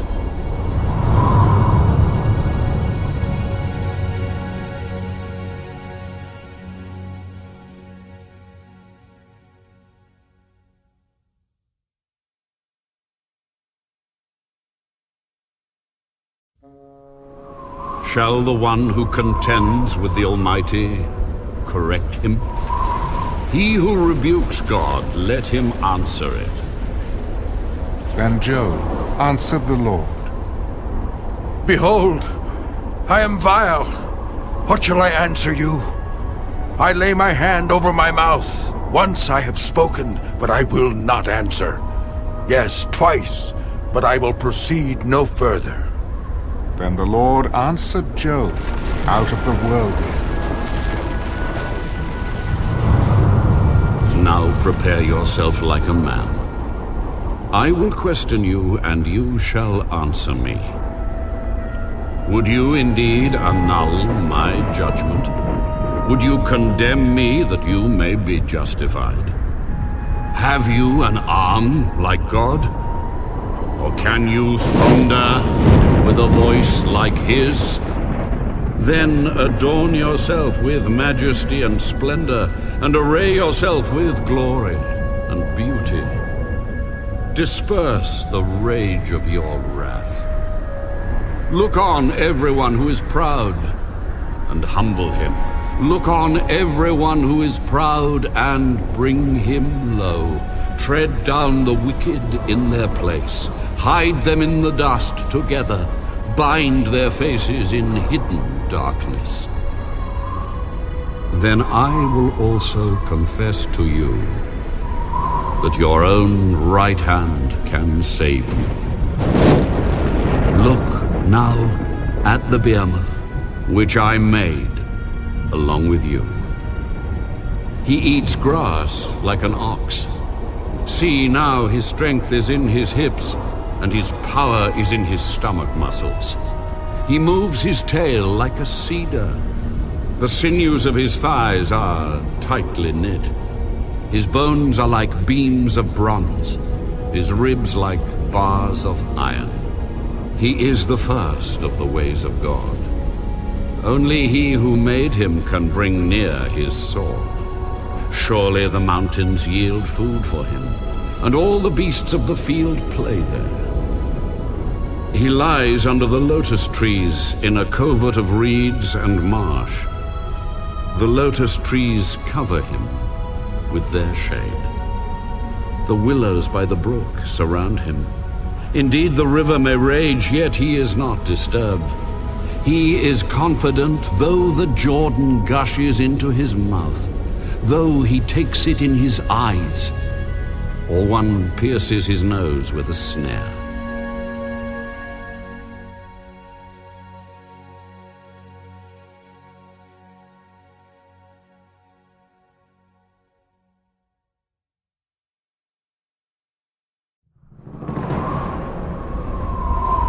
Can you draw out Leviathan with a hook, or snare his tongue with a line which you lower? Can you put a reed through his nose, or pierce his jaw with a hook? Will he make many supplications to you? Will he speak softly to you? Will he make a covenant with you? Will you take him as a servant forever? Will you play with him as with a bird? Or will you leash him for your maidens? Will your companions make a banquet of him? Will they apportion him among the merchants? Can you fill his skin with harpoons, or his head with fishing spears? Lay your hand on him. Remember the battle. Never do it again. Indeed, any hope of overcoming him is false. Shall one not be overwhelmed at the sight of him?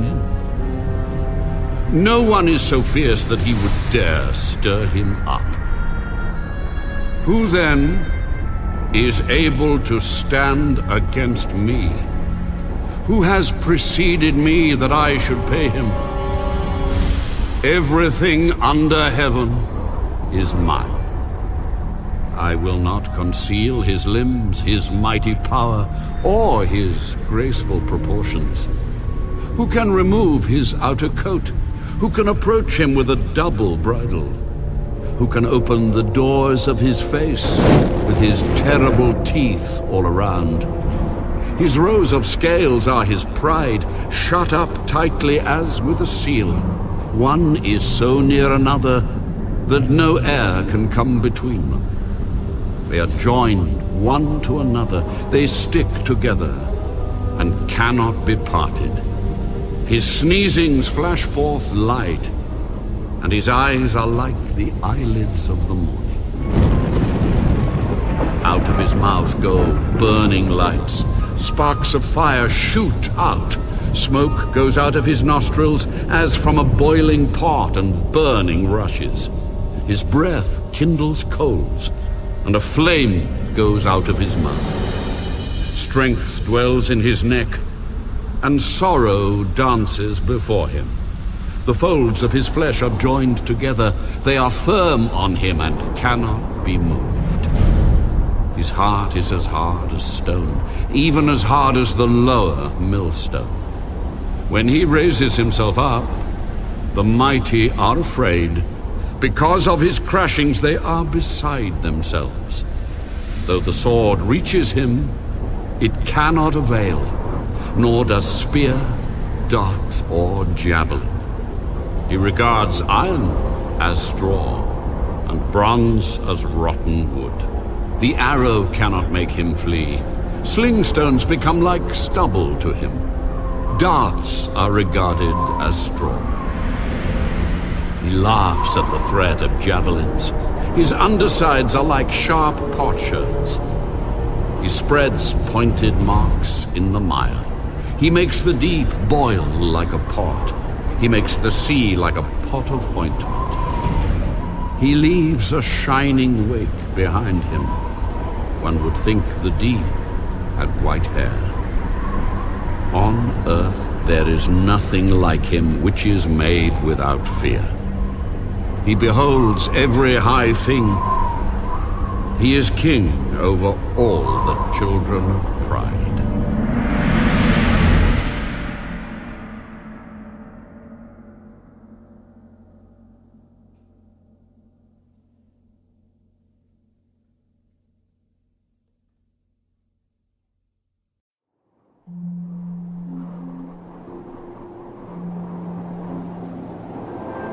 I know that you can do everything, and that no purpose of yours can be withheld from you.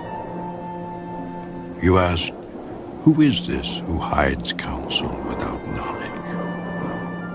Therefore I have uttered what I did not understand, things too wonderful for me, which I did not know. Listen, please, and let me speak.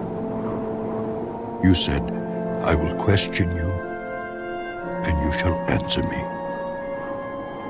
I have heard of you by the hearing of the ear, but now my eye sees you. Therefore I abhor myself, and repent in dust and ashes. And so it was, after the Lord had spoken these words to Job, that the Lord said to Eliphaz the Temanite, My wrath is aroused against you and your two friends, for you have not spoken of me what is right, as my servant Job has. Now therefore, take for yourselves 7 bulls and 7 rams. Go to my servant Job, and offer up for yourselves a burnt offering. And my servant Job shall pray for you.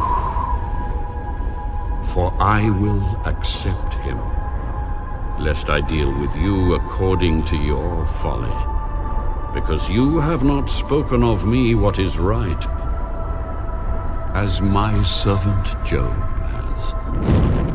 So Eliphaz the Temanite, and Bildad the Shuhite, and Zophar the Naamathite went, and did as the Lord commanded them, for the Lord had accepted Job.